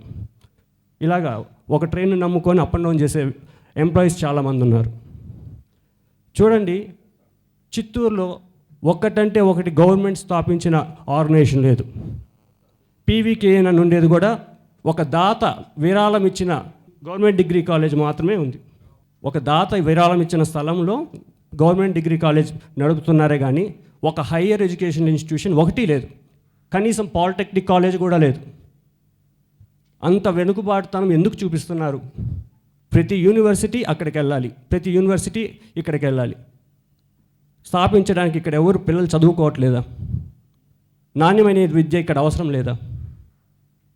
ఓట్ల కోసం మాత్రమే ఇక్కడ పనికి వస్తారా? ఇది అడ్రస్ చేయాల్సిన ప్రతి ఒక్కరూ కమింగ్ ఎలక్షన్స్ని మీ దగ్గరికి వచ్చే నాయకుల్ని ఖచ్చితంగా ప్రశ్నించాలి. మా పిల్లవాడు 10వ క్లాస్ పూర్తవుతోంది, ఏం చేయాలి? మా పిల్లవాడు ఇంటర్ కంప్లీట్ అవుతోంది, ఏం చేయాలి? ఇంటర్ నెక్స్ట్ తిరుపతికి వెళ్ళిపోమంటారా, బెంగళూరు వెళ్ళిపోమంటారా, చెన్నై వెళ్ళిపోతారా? నేరుగా మీ నాయకులను అడిగేయండి. సో ప్రశ్నించే వాళ్ళు లేదు కాబట్టి ఇన్ని సంవత్సరాలు మనం ఈ ప్రాబ్లమ్స్ ఫేస్ చేస్తున్నాం. అదేవిధంగా హెల్త్ పరంగా ఉన్న ఒక గవర్నమెంట్ ఆర్గనైజేషన్, గవర్నమెంట్ హాస్పిటల్ని ప్రైవేట్కి కేటాయించారు. ఎటువంటి ఎంఓయూస్ చేసుకున్నారో తెలియదు, కానీ అది పేదవాళ్ళకి అందకుండా పోతోంది. వాళ్ళ రీజన్స్ వాళ్ళకు ఉండొచ్చు, కానీ ఇక్కడ ప్రాణాలు పోతున్నాయి. ఇటు 70 కిలోమీటర్లు, ఇటు 40 కిలోమీటర్లు, అంత దూరం ప్రాణాలు నిలుస్తాయా? ఎన్నో ప్రాణాలు దారిలోనే కలిసిపోయాయి. అరచేతుల్లో పెట్టుకొని ఎంతమందికి అంబులెన్స్ తీసుకోగలరు? ఫోన్ చేస్తే వెంటనే అంబులెన్స్ అందుతూ ఉంది అందరికీ. సో ప్రతిదీ క్వశ్చన్ మార్క్గానే మిగిలిపోతుంది. ఊరు డెవలప్ అవ్వాలి, గ్రోత్, ఎకానమీ ఎక్కడి నుంచి వస్తుంది? మంచి కాలేజెస్ లేదు, మంచి హాస్పిటల్స్ లేదు. ఇక్కడ ఏం లేదు కాబట్టి వాళ్ళు బయట ఉంటున్నారు. సంపాదించిందంతా వేరే ఊర్లలో ఖర్చు పెడుతున్నారు. ఈ ఊరు ఎలా బాగుపడుతుంది? సో ప్రతి విషయంలోనూ విద్య, వైద్యం లేదు కాబట్టి ఇక్కడ మేము ఉండడం దండగా అనేసి బ్లైండ్గా ఫిక్స్ అయిపోయి వేరే ప్లేసెస్కి మైగ్రేట్ అయిపోతున్నారు. సో ఇంతకన్నా ఖచ్చితంగా సురేష్ గారు మీరు అన్నట్టుగా విద్య, వైద్యం ఎక్కడైతే ఉంటుందో అక్కడ ఖచ్చితంగా ఆ ప్రాంతం మరింత అభివృద్ధి చెందుతుంది. మీరు అన్నట్టుగా వైద్య సౌకర్యాలు అందుబాటులో లేనటువంటి ప్రాంతాలు, అక్కడ మరణాలు కూడా ఎక్కువగా ఉంటాయి, అక్కడ ప్రజలు కూడా ఎక్కువగా నివసించరు, వాళ్ళు ఎక్కువ కూడా మైగ్రేట్ అయిపోతూ ఉంటారు. ఇక విద్యార్థులకు సంబంధించి మీరు అన్నట్టుగా 10th క్లాస్ చదివిన తర్వాత, ఇందాక మూర్తి గారు చెప్పినట్టుగా డిగ్రీ చదివిన తర్వాత ఏం చేయాలనేటువంటి ప్రశ్న ప్రజల్లో కనుక, ఆ ప్రాంత వాసులు కనుక ఉత్పన్నమైంది అంటే ఖచ్చితంగా అది ఆ డెవలప్మెంట్కి ఒక అడ్డుకట్ట అనవచ్చు. ఎందుకంటే ఏం చేయాలి అనే దాని మీద తర్వాత మన కెరీర్ ఏంటి అనేది ఒక ప్రశ్నార్థకంగా మారింది అంటే అక్కడ ఉన్నటువంటి ఆ ప్రాంతంలో ఉన్నటువంటి సరైనటువంటి వసతులు లేకపోవడం అనేది స్పష్టంగా కనిపిస్తుంది. ఖచ్చితంగా రేపు ఎన్నుకోబడేటువంటి ప్రజాప్రతినిధులు చిత్తూరు పార్లమెంటు పరిధిలో మరిన్ని యూనివర్సిటీలు కానీ వాళ్ళు కోరుకుంటున్నట్టుగా ఈరోజు చిత్తూరు పట్టణంలో ఎగ్జాంపుల్గా చెప్తున్నారు సురేష్ గారు, ఏ ఒక్కటి లేదు గవర్నమెంట్ది అనేది చాలా దురదృష్టకరం. ఇలాంటి పరిస్థితులు రాకూడదంటే ఖచ్చితంగా రేపు ప్రజలు ఓట్లు వేసే సమయంలో ఖచ్చితంగా సురేష్ గారు అన్నట్టుగా మీరు ప్రశ్నించండి, హామీలు తీసుకోండి, అవి అమలయ్యే వరకు వాళ్ళ వెంటపడండి అని చెప్పేసి ఆయన ఇండైరెక్ట్గా చెప్తున్నారు. ఇప్పటి వరకు మనం చిత్తూరు జిల్లాలో ఇండస్ట్రీస్, అదేవిధంగా రైతులు, పారిశ్రామికంగా ఏ రకంగా అభివృద్ధి చెందాలి, ఎటువంటి అవకాశాలు ఉన్నాయి ఏంటి అనే విషయాల మీద మాట్లాడాం. సో ఇప్పుడు ఇంకా చిత్తూరు జిల్లా ఏర్పడిన తర్వాత, అంటే చిత్తూరు జిల్లా అవిభాజ్య చిత్తూరు జిల్లాగా ప్రస్తుతం ఉన్న నేపథ్యంలో ఏ రకమైనటువంటి పరిస్థితులు ఇక్కడ ఉన్నాయి, ఇంకా ఎటువంటి సలహాలు, సూచనలు, వాటిని రాబోయేటటువంటి ప్రజాప్రతినిధులు ఏ రకంగా స్వీకరించాలనే అంశాల మీద చర్చ కొనసాగిద్దాం. సో హరీష్ బాబు ఉన్నారు, వీళ్ళు కూడా సిప్యాక్ నుంచి వచ్చారు, చిత్తూరు పీపుల్స్ అసోసియేషన్ కమిటీ అని. వీళ్ళు ఎడ్యుకేషన్, జాబ్ ఆపర్చునిటీస్ మీద హరీష్ బాబు గారిని మాట్లాడాల్సిందిగా కోరుతున్నాను. అంటే హరీష్ గారు మీరు చూసింది ఏంటంటే ఒక యంగ్స్టర్గా ఈ రోజున ఆపర్చునిటీస్ లేకపోతే యువత సన్మార్గంలో ఉండాలి అంటే ఆపర్చునిటీస్ అవసరం. ఎటువంటి కైండ్ ఆఫ్ ఆపర్చునిటీస్ ఈ రోజున అవసరం ఉన్నది, ఏ రకమైనటువంటి ఆపర్చునిటీస్ ద్వారా యూత్ ఎంపవర్మెంట్ జరుగుతుంది అనేది మీరేమంటారు? అందరికీ నమస్తే అండి. అందరూ చెప్పినట్టు ఒక మనిషికి విద్యా, వైద్యం ఉంటే సొసైటీలో ఎలాగైనా బ్రతకగలుగుతారు. కానీ చిత్తూరు 100 సంవత్సరాల పైగా ఉమ్మడి రాష్ట్రం, అంటే తమిళనాడు, ఆంధ్ర కలిసి ఉన్నప్పుడు కూడా చిత్తూరు ఒక డిస్ట్రిక్ట్ హెడ్ క్వార్టర్స్గా ఉన్నది. చాలామందికి తెలియదు అది. స్టిల్ చిత్తూరు చాలా వెనుకబడి ఉందన్నమాట విద్యా, వైద్యంలోనూ. విద్య ఏ రకంగా అంటే పేరుకి చేతికి డిగ్రీలు వచ్చినా కానీ డిగ్రీ వచ్చిన తర్వాత ఏం చేయాలని మళ్ళీ రోడ్ల మీద పడుతున్నారు యువత. డిగ్రీ వచ్చిన తర్వాత మళ్ళీ బెంగళూరుకి కానీ, చెన్నైకి కానీ, హైదరాబాద్కి కానీ కోచింగ్కి వెళ్ళి మళ్ళీ ఏదో ఒక కోచింగ్ తీసుకొని మళ్ళీ ఉద్యోగం కోసం మళ్ళీ కంపెనీల చుట్టూ తిరగాల్సి వస్తుంది. సో రైట్ టు ఎడ్యుకేషన్ కాదు, right to quality education is very important అంటాను. క్వాలిటీ ఎడ్యుకేషన్ అస్సలు లేదండి. ఇప్పుడు పేరుకు చేతికి డిగ్రీ పట్టాలు వస్తున్నాయి, కానీ ఉద్యోగానికి కావాల్సిన స్కిల్స్ లేవు, ఎవరికి లేవు. ఎందుకంటే ఎడ్యుకేషన్ అంతా స్పూన్ ఫీడింగ్ అయిపోతుంది. ఎటువంటి ఇంగ్లీష్లో ఒక సేయింగ్ ఉందండి, దాన్ని నేను తెలుగులో చెప్తాను. అంటే ఒక మనిషికి ఒక పూట అన్నం పెడితే అతనికి ఒక పూట అన్నం పెట్టినట్టే, కానీ అతనికి అన్నం పండించడం నేర్పిస్తే జీవితాంతా అన్నం పెట్టిన వాళ్ళం అవుతాం. అది జరగట్లేదు ప్రజెంట్ ఎడ్యుకేషన్ సిస్టంలో. సో గవర్నమెంట్ దీన్ని ఎడ్యుకేషన్ పాలసీలో రైట్ టు ఎడ్యుకేషన్ అనే కదా, right to quality education, skilful education అని మార్చి దాని మీద పాలసీస్ తీసుకొని వచ్చి స్టూడెంట్స్కి స్కిల్స్ని పెంచేలాగా చేయాలి. దాని తర్వాత ఎడ్యుకేషన్ ఇన్స్టిట్యూట్స్ ఇన్ఫ్రాస్ట్రక్చర్ అంతా బాగా పెంచాలండి. సో దానివల్ల యువత సొంతంగా కూడా ఉద్యోగాలు చేసుకునేలాగా అవకాశాలు రావాలి. ఒకవేళ చెప్పండి. అంటే యువతకి మీరు ఇచ్చేటువంటి సందేశం కానీ, లేకపోతే రాబోయే కాలంలో రాజకీయ నాయకులు ఇక్కడ నుంచి 7 అసెంబ్లీ అభ్యర్థులు గెలుస్తున్నారు, ఒక పార్లమెంటు అభ్యర్థి గెలవబోతున్నాడు. సో ఎవరు గెలిచినా ఏం చేసినా సరే ఈ 7+1 ఒకళ్ళేమో పార్లమెంట్లో తన గళం వినిపించాలి, సెంట్రల్కి సంబంధించినటువంటి ఎడ్యుకేషనల్ ఇన్స్టిట్యూషన్స్ కానీ ఏమైనా తీసుకురావాలన్నా కానీ పార్లమెంట్లో మాట్లాడాలి, లేకపోతే అక్కడ ఉన్నటువంటి సెంట్రల్ గవర్నమెంట్ ఏదొచ్చినా కానీ అక్కడ ఉన్న అధికారులతోనో లేకపోతే మంత్రులతోనో లాబింగ్ చేసుకొని తీసుకురావాలి. ఇక స్టేట్ గవర్నమెంట్కి సంబంధించి ఇక్కడ ఉన్నటువంటి 7 ఎమ్మెల్యేలు, అంటే పార్లమెంటు చిత్తూరు పార్లమెంటు పరిధిలో ఉన్నటువంటి 7 ఎమ్మెల్యేలు కూడా ఈ పార్లమెంటు నియోజకవర్గం అభివృద్ధి చెందాలి, చిత్తూరు ముఖ్యంగా డెవలప్ చెందాలి అని అంటే ఖచ్చితంగా వాళ్ళ ప్రయత్నాలు జరగాలి. అది జరిగినంత కాలం మీరు అన్నట్టుగానే ఇట్లానే ఉండిపోతుంది అనుకుంటా కదా. రైట్. శరత్ చంద్ర గారు మీరేం చెప్తారు దీని విషయంలో? ఈరోజు చిత్తూరులో యూనివర్సిటీ స్థాపించాలని, స్కిల్ యూనివర్సిటీ స్థాపించాలని 10,000 మంది విద్యార్థులు రోడ్డుపైకి ఎక్కారు. ప్రజా సంఘాలు అన్నీ కూడా బోర్డు పైన రాశాయి, నిలదీశాయి, గర్జించాయి, అడిగాయి.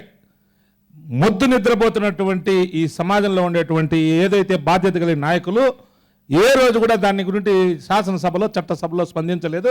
అయితే సాక్షాత్ రాష్ట్ర ముఖ్యమంత్రి ముందు ఈ చిత్తూరు నగరంలో పెట్టడం జరిగింది, అయితే స్పందన రాలేదు. తిరుపతి నగరంలో దాదాపు 12 యూనివర్సిటీలు ఈరోజు తిరుపతి నగరంలో ఉన్నాయి. 2 లక్షల మంది ఈరోజు తిరుపతిలో చదువుతున్నారు. ఇప్పుడే మిత్రులు చెప్తే ఆవేదనాభరితమైనటువంటి విషయం ఏంటంటే 2 లక్షల మంది స్టూడెంట్స్ చదువుతున్నారు. చిత్తూరు నగరంలో చదువుకోవడానికి వచ్చినటువంటి విద్యార్థికి హాస్టల్ లేదు. ఈరోజు 70 కిలోమీటర్ల కుప్పం నుండి మీరు ఈరోజు ఒక హాస్టల్లో చూడండి, 70 కిలోమీటర్లు 190 కిలోమీటర్లు హాస్టల్ లేకుండా బిడ్డలు ఈరోజు ఒక చిన్న జూనియర్ కాలేజ్ హాస్టల్లో 300 మంది సీట్ల కోసం అడుక్కుంటున్నారంటే మనం దౌర్భాగ్యం. చదువుకుంటాను అంటే హాస్టల్ లేదు ఈరోజు, చదువుకుంటానంటే యూనివర్సిటీ లేదు ఈరోజు, చదువుకుంటానంటే సరైనటువంటి ఫెసిలిటీ. ఇది దౌర్భాగ్యం. ఆలోచించాల్సిన అవసరం, ప్రశ్నించాల్సిన అవసరం. ఎవరికో భయపడి మనం ఉన్నంతకాలం మనమంటే నాయకులు కూడా వాళ్ళు ఉన్నారు, ఆ పదవులు పోయాయి. ఈరోజు మళ్ళీ డిమాండ్ అలానే ఉంది. పెద్దలందరూ ఇక్కడ ఉన్నటువంటి వాళ్ళకి అందరికీ తెలుసు, రాష్ట్ర విభజన జరిగిన తర్వాత ఐజరు, ఐఐటి యూనివర్సిటీస్ చిత్తూరులోనే పెట్టి తీరాలి అని నాయకులందరినీ గాంధీ బొమ్మ దగ్గర నిలబెట్టడం జరిగింది ఆ రోజు. అయితే మేము ప్రశ్నిస్తూ ఉన్నారు, ప్రశ్నించలేదు. అయితే ప్రశ్నించిన నాయకులు అడిగిన చోట ఈరోజు ఆ యూనివర్సిటీలో ఎన్ఐటి ఉంది, ఐఐటి ఉంది, ఐజర్ ప్రశ్నించిన నాయకుల వల్ల మాత్రమే ఉందని చెప్తున్నా. మనం ఎంత ఘోషించినప్పటికీ నాయకులను మనం నిలదీయాలి. నాయకులు ప్రభుత్వాలపైన నికార్సుగా ఈ ప్రజలకు చేయకపోతే నాకు పదవి లేదనేటువంటి వచ్చినప్పుడే మనం చిత్తూరు అభివృద్ధి చెందుతుందని అలాంటి నాయకులు రావాలని, నిలదీయాలని మేము డిమాండ్ చేస్తున్నాం. రైట్. మీరు ఇందాకన్నారు ప్రశ్నించే గొంతుకులు కావాలని. మన హ్యూమన్ రైట్స్కు సంబంధించి నేషనల్ హ్యూమన్ రైట్స్ అసోసియేషన్కి సంబంధించినటువంటి సాదిక్ గారు ఉన్నారు. సాదిక్ గారు, నిజంగా చెప్పండి, ఇక్కడ ప్రశ్నించే గొంతుకులకు అవకాశం ఉంటుందా? జనం ప్రశ్నిస్తున్నారా లేదా? ఏం జరిగింది గత 5 ఏళ్లుగా? ముఖ్యంగా న్యూస్ 360 ఛానల్ వారికి ధన్యవాదాలు, అలాగే ఇక్కడ వచ్చిన ప్రతి ఒక్కరికి ధన్యవాదాలు తెలియజేసుకుంటున్నాను. సో ప్రశ్నించే గొంతు అనేది ఒక మనిషిలో తనకి తాను వస్తేనే వాడు ఒక ప్రశ్నించగలడు. ఈరోజు ప్రశ్నించే వాళ్ళ పైన దౌర్జన్యాలు చేస్తున్నారు. సో ఎవరైనా ప్రశ్నించాలని ఆలోచన చేస్తే వాళ్ళకి రాజకీయ పరంగా కానీ కావచ్చు, ఎదిగే పరంగా కూడా వాళ్ళని అనగతొక్కుతున్నారు. అందువల్ల వాళ్ళు ప్రశ్నించలేకపోతున్నారు. ఈరోజు ప్రస్తుతానికి మన చిత్తూరు ప్రధాన ప్రభుత్వ ఆసుపత్రి గురించి ముఖ్యంగా నేను తెలియచేయాలనుకున్నాను. మన చిత్తూరు ప్రధాన ప్రభుత్వ ఆసుపత్రి గత ప్రభుత్వంలో ఏదైతే టీడీపీ ప్రభుత్వం ఉన్నింది అప్పుడు అపోలో వారికి ఇచ్చారు. ఎందుకు ఇచ్చారు? అప్పుడు వచ్చి ఒక ఎంఈఓ చేసినారు వాళ్ళు. ఏమని, మేము మంచి వైద్యం అందిస్తున్నారు, మాకైనా మెరుగైన వైద్యం అందించాలనే వాళ్ళకి అపోలో వాళ్ళకి ఇచ్చారు. ఇచ్చిన తర్వాత వాళ్ళు ఏ విధంగా అయితే వాళ్ళకు ఎంఈలో ఇచ్చారో ఆ విధంగా వైద్యం అందిస్తున్నారా? సో సామాన్య ప్రజలు అడగలేకపోతే వాళ్ళు ఏ విధంగా ఎక్కడ వైద్యం చేసుకోవాలా? అదే రాజకీయ నాయకులు వైద్యం చేసుకోవాలంటే వాళ్ళ దగ్గర డబ్బులు ఉన్నాయి, వాళ్ళు సిఎంసినో తిరుపతియో పెద్ద ఆసుపత్రులపై చేసుకుంటారు. మన చిత్తూరు పరిసర ప్రాంతాల నుంచి విలేజ్ నుంచి వచ్చే వాళ్ళు పాము కాటుకి అలాంటి వాళ్ళకి వచ్చిన వాళ్ళు ఈ ఆసుపత్రులు వస్తే చెప్పే ఒకే ఒక మాట, ఇక్కడ కాదండి, ఎమర్జెన్సీ మీరు తిరుపతియో సిమ్సో తీసుకొని వెళ్ళిపోదు అని చెప్తా ఉంటారు. రాజకీయ నాయకులకు ఎందుకు ఇదంతా కనపడటలేదు? మీరు ఓట్లు అడిగేప్పుడు మాత్రం ఇదంతా వాళ్ళతో పోయి అన్ని విధాలుగా ఓట్లు అడుగుతారు. కాళ్ళు చేతులు ఏమేం పెట్టాలన్నా పెట్టుకొని అడుక్కుంటారు, ఓట్లు వేయించుకుంటారు. వాళ్ళు వైద్యం గురించి, వాళ్ళు ఆరోగ్యం గురించి మీకు ఎందుకు అంత అక్కర లేదు? ఎన్నిసార్లు ఎంతోమంది ఈ ఆసుపత్రి గురించి చెప్పుకుంటూ పోతూ ఉంటారు. ఎప్పుడైతే ఈ ఆసుపత్రి గురించి చెప్తారో అప్పటి నుంచి అధికారులు స్పందించి ఒక 2 రోజులు వచ్చి అంతా చూస్తారు.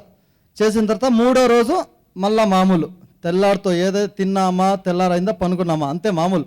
ఆసుపత్రి గురించి ఎవరైతే అడుగుతారో, విద్యం గురించి ఎన్నో ఒక మహానుభావులు, ఆసుపత్రి పెద్ద ఒక చరిత్ర ఉంది. నేను పుట్టింది అదే ప్రభుత్వ ఆసుపత్రిలోనే, అక్కడే పుట్టి అక్కడే పెరిగి మన ఆసుపత్రికి, మన ఊరు ప్రజలకి మనం మంచి వైద్యం అందించలేకపోతే ఎందుకు? ప్రాణం పోయేప్పుడు, ఆసుపత్రి లేనప్పుడు ప్రాణం పెట్టుకుని ఏం చేయగలుగుతాం? ఆసుపత్రి గురించి అందరికీ తెలుసు అండి, ఎవరికి తెలియదు? అధికారులకి తెలుసు, రాజకీయ నాయకులకి తెలుసు, ప్రతి ఒక్కరికి తెలుసు ఆసుపత్రిలో ఎలా ఉండాలని. ఒకసారి చూసేదానికి ముందర తీర్చిదిద్దుతారు, అందంగా కనపడుతుంది. ఆసుపత్రి లోపల పోతుందా, ప్రాణాలతో బయట వస్తామా లేదా అనేది నమ్మకం లేదు. వాళ్ళు చెప్తారు కానీ మంచి వైద్యం అందిస్తున్నారు. మీరేం కోరుకుంటున్నారు రాబోయే రోజుల్లో? ప్రజాప్రతినిధులు ఎన్నిక కాబోయేటువంటి ప్రజాప్రతినిధుల నుంచి మీరేం కోరుకుంటున్నారు, మీరేం ఆశిస్తున్నారు? మంచి వైద్యం కోరుకుంటున్నాం. మంచి వైద్యం అంటే ఇప్పుడు వాళ్ళకి అందరూ తెలియకుండా ఎవరికేం లేదు, సామాన్య వ్యక్తి అడుగుతూ ఉన్నారు. కానీ వాళ్ళు ఎందుకు వైద్యం గురించి, ప్రజాసేవలో ఈ రాజకీయ నాయకులు ఎవరైతే ఇప్పుడు క్యాండిడేట్స్ ఉన్నారో మంచి సేవలు అందిస్తున్నారు, వాళ్ళకి ఆ సేవలు ఆసుపత్రి గురించి ఎందుకు ఆలోచన రానంటా ఉంది? ఖచ్చితంగా అది రావాలనేది రాబోయే రోజుల్లో ఖచ్చితంగా ఎన్నిక కాబడుతున్న ప్రజాప్రతినిధులు చిత్తూరు జిల్లాలో గవర్నమెంట్ హాస్పిటల్కి సంబంధించి మరింత మెరుగైనటువంటి సేవలు, మెరుగైనటువంటి అభివృద్ధి దిశగా వెళ్ళాలనుకుంటున్నారు. రాంబాబు గారు మీరేం చెప్తారు? ఇంకొకటి, ఈ ఆసుపత్రిలో ఒక పేషెంట్ రావాలంటే రెఫర్ చేస్తారనే ఒక భయము, అక్కడ ఏమన్నా మందులు రాసిస్తే బయట పోయి తీసుకొని రావాలనే ఒక భయము. బయట ప్రతి మందు కావాలి. అదే చెప్తున్నారు సాదిక్ గారు. ఖచ్చితంగా ఈ ఆసుపత్రి యొక్క సేవలు మరింత మెరుగుపడాలి అనేది. రాంబాబు గారు మీరు ఏమైనా యాడ్ చేస్తారా? న్యూస్ 360 నిజం ఆలోచనని మారుస్తుంది. ట్యాగ్లైన్ సూపర్ ఉంది, కానీ ఎంత మారుస్తుంది అనేది ఒక big question mark, $1 million question. మా వంతుగా మేము ప్రయత్నం చేస్తాం. ఎగ్జాక్ట్లీ ప్రజల్ని చైతన్యపరిచే విధంగా మీడియా ఒక 4th ఎస్టేట్ కాబట్టి ప్రజా సమస్యలను అందరి ముందు వ్యక్తపరచాలి, ప్రజల యొక్క నాడిని బయటికి తీసుకెళ్ళాలని ఒక ప్రయత్నం, తొలి ప్రయత్నం ఇది పార్లమెంట్ నియోజకవర్గాల వారీగా పెడుతున్నాం. Very good excellent. అబద్ధం పదే చెప్తే నిజమైపోయే రోజులు ఇవి. అలాగే మనం అందరం we are taken what you call granted. Especially మీడియాలు కూడా అలాగే తయారై, I'm sorry to say this. ఇప్పుడు సాదిక్ చెప్పే పాయింట్కి మామూలుగా మీరందరూ ప్రాబ్లమ్స్ చెప్తారు, నేను సొల్యూషన్ చెప్తాను. చిత్తూరు గవర్నమెంట్ హాస్పిటల్ని టీచింగ్ హాస్పిటల్గా ఎందుకు అపోలో వాళ్ళకి ఇచ్చారు అని తెలియాలి ఫస్ట్. ఏ సందర్భంలో ఇచ్చేయాలని మనం అందరికి తెలియాలి. యాక్చువల్గా అరగొండ సొంత ఊరు, అంటే ఇక్కడి నుంచి హార్డ్లీ 20 kilometers ఉంటుంది. అపోలో యాజమాన్యానికి సొంత ఊరు అది. ఆయన రాజశేఖర రెడ్డి గారు ముఖ్యమంత్రిగా ఉన్నప్పుడు జస్ట్ ఒక 3 sentences మాత్రం ఉన్న లెటర్ హెడ్లో లెటర్ రాశారు ముఖ్యమంత్రి గారిని అడ్రస్ చేస్తూ, నా సొంత జిల్లా ఇది, మాకు హెల్త్ సిటీ లాంటిది పెడతాను, 100 acres కేటాయించండి అనగానే నెలల్లో, సంవత్సరాలు కూడా కాదు, నెలల్లోపల ల్యాండ్ అలాట్మెంట్ గురించి ప్రయత్నం జరిగింది. గవర్నమెంట్ రూల్స్ ప్రకారం ల్యాండ్ అలాట్మెంట్ జరగాలంటే ఏం చేయాలి? రెవెన్యూ డిపార్ట్మెంటే ప్రైమరీ కన్సర్న్ డిపార్ట్మెంట్. వాళ్ళు ఏం చేశారంటే ల్యాండ్ అక్విజిషన్ ప్రొసీడింగ్స్ ఇనిషియేట్ చేశారు, డీకేటీ ల్యాండ్స్ తీసుకున్నారు. దాంతోపాటుగా వీళ్ళు దస్త్రాలు కదిపింది ఎలాగంటే మెగా హెల్త్ పార్క్ అని APIIC, Andhra Pradesh industrial infrastructure corporation, అంటే గవర్నమెంట్ అండర్టేకింగ్, అది వాళ్లే పెడతాము, మేమే పెడతామని దస్తాలన్నీ కూడా కదిలిపారు. అపోలో అప్పుడు పిక్చర్లోకి తేలేదు. తెచ్చి 100 acres అక్విజిషన్ అయిపోయిన తర్వాత మెగా హెల్త్ పార్క్లో మామూలుగా ఏముండాలి? సిరంజులు తయారు చేసే యూనిట్ ఉండాలి, లేదంటే స్టెథోస్కోప్ తయారు చేసే యూనిట్ ఉండాలి, ఇంకోటి ఉండాలి. ఇవన్నీ ఉండుంటే 100 స్మాల్ స్కేల్ ఇండస్ట్రీస్ ఈరోజు చిత్తూరులో వచ్చి ఉండేది. మెగా హెల్త్ పార్క్ ముసుగులో వీళ్ళు ఏం చేశారంటే అలా కాలక్రమేణా ఒక్క అపోలోకి మాత్రమే అంటగట్టేశారు 100 acres నేల. It's not 1 or 2 rupees, 1 or 2 acres, it is 100 acres. That to at a very minimal cost 3.50 lakhs per acre. మనకి ఇప్పుడు సోకాల్డ్ ఇళ్ళు కూడా 3.5 లక్షలకు రావట్లేదు, టిడ్కో ఇళ్ళు కూడాను. సో అట్లా ఇచ్చేసిన తర్వాత 2016 వరకు కూడా వాళ్ళు ఈ ఊర్లో మెడికల్ కాలేజ్ స్టార్ట్ చేయలేదు. ఫస్ట్ బ్యాచ్ కంప్లీట్ అయిందే ఈ మధ్యనే. ఆ 100 ఎకరాలు తీసుకుని వాళ్ళకి మామూలుగా మెడికల్ కాలేజ్ పెట్టాలంటే ఇంతకుముందు నేషనల్ మెడికల్ కౌన్సిల్ ఆ రూల్స్ ప్రకారము ఎవరైతే 3 years minimum some 100 bed hospital అలాంటిది ఏదో ఒకటి రన్ చేసి తర్వాత ఎక్స్పీరియన్స్తో మెడికల్ కాలేజ్కి అప్లై చేసుకోవాలి. కానీ ఏమైంది, నేషనల్ మెడికల్ కౌన్సిల్ వాళ్ళు దీన్ని అమెండ్ చేసేసారు. రాంబాబు గారు మీరు సొల్యూషన్ చెప్పండి దానికి. అంటే ఏంటి సొల్యూషన్? సింపుల్. ఎయిదర్ గవర్నమెంట్ వాళ్ళైనా ఈ హాస్పిటల్లో ఉండాలి, ఆర్ అపోలో వాళ్ళకైనా పూర్తిగా ఇచ్చేయాలి. అపోలో వాళ్ళకి పూర్తిగా ఇచ్చేస్తే మాత్రం ఉన్న ఎంఓయూని ఖచ్చితంగా మనం అమెండ్ చేయాలి. దాంట్లో మొత్తం ప్రజాస్వామికంగా ప్రజలకు పనికొచ్చేలాగా అమెండ్మెంట్స్ తీసుకురావాలి. ఈ ఎంఓయూని క్యాన్సిల్ చేయించాలి. అప్పుడు కానీ బాగుపడదు. 2 కత్తులు ఒక వరలో ఇమడదు.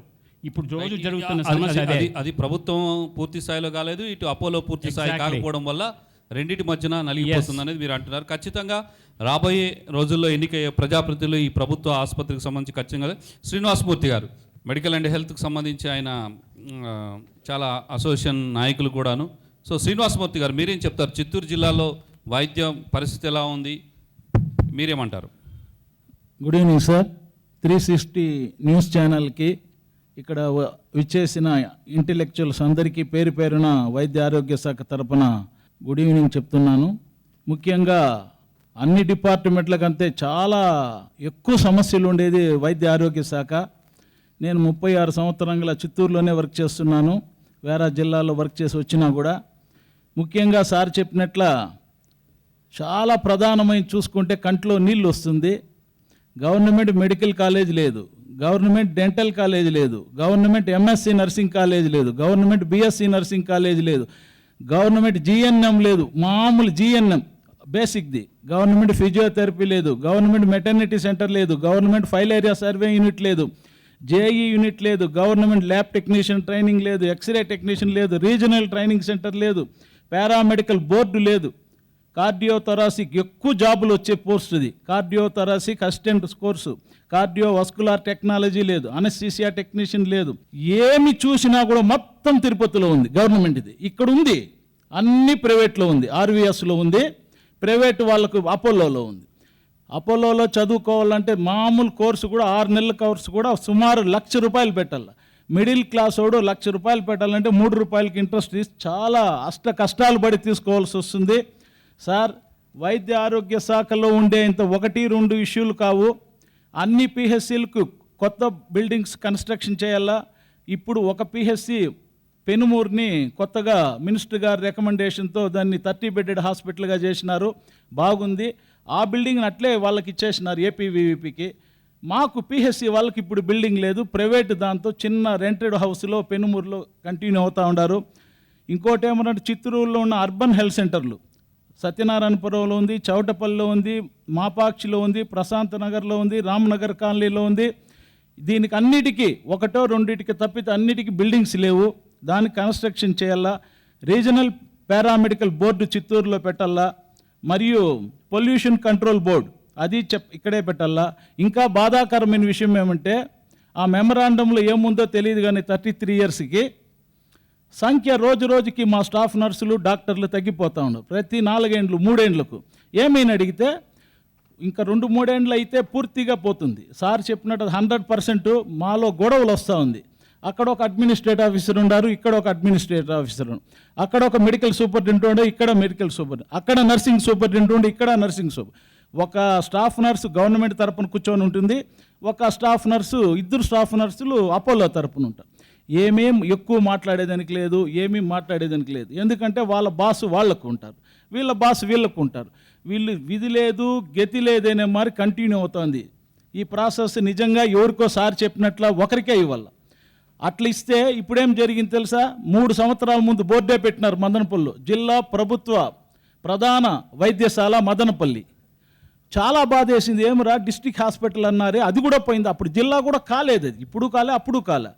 ఇప్పుడు బోర్డు కూడా టోటల్ మెడికల్ సూపరింటెండెంట్ వాళ్ళ తాతలంతా ఉండారు అక్కడ, బ్రహ్మాండమైన సివిల్ సర్జన్లంతా ఉండారు. అన్నీ తెచ్చి అక్కడ వేసేసినారు మదనపల్లి.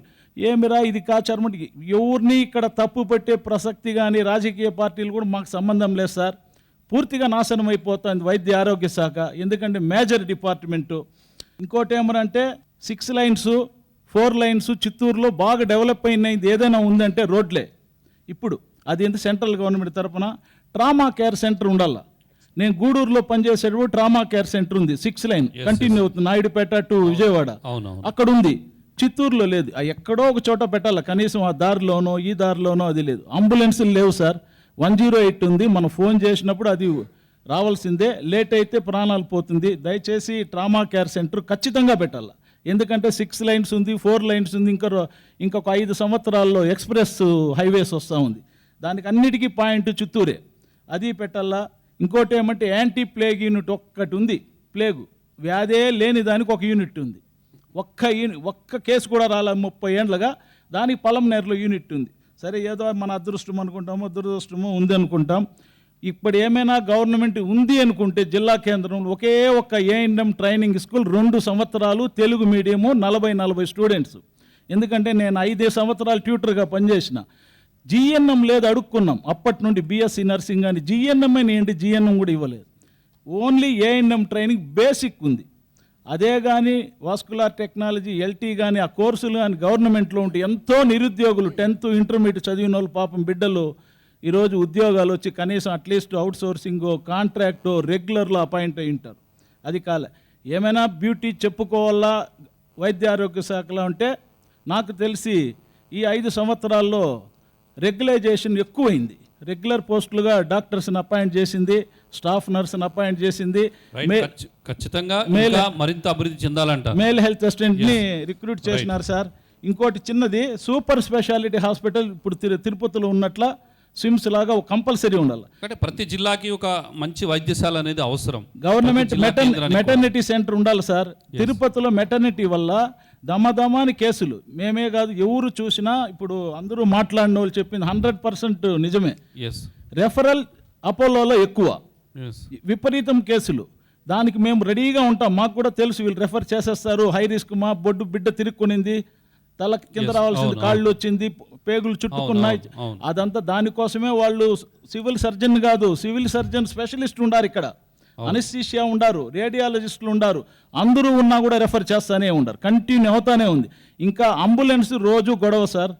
తిరుపతిలో జరిగి ఒక బిడ్డని డెడ్ బాడీని తీసుకుని పోయినట్లు ఇక్కడ కూడా జరిగింది. కానీ ఇక్కడేమరా అంటే ఆ గొడవతో ఆర్ఎంఓ గారు పిలిపించి రోజుకొకరు రావాలా, వంతు ప్రకారం జరిగింది, అది పోతా ఉంది. ఎక్స్రే యూనిట్లో చాలా ప్రాబ్లమ్స్ ఉంది సార్ చిత్తూరులో.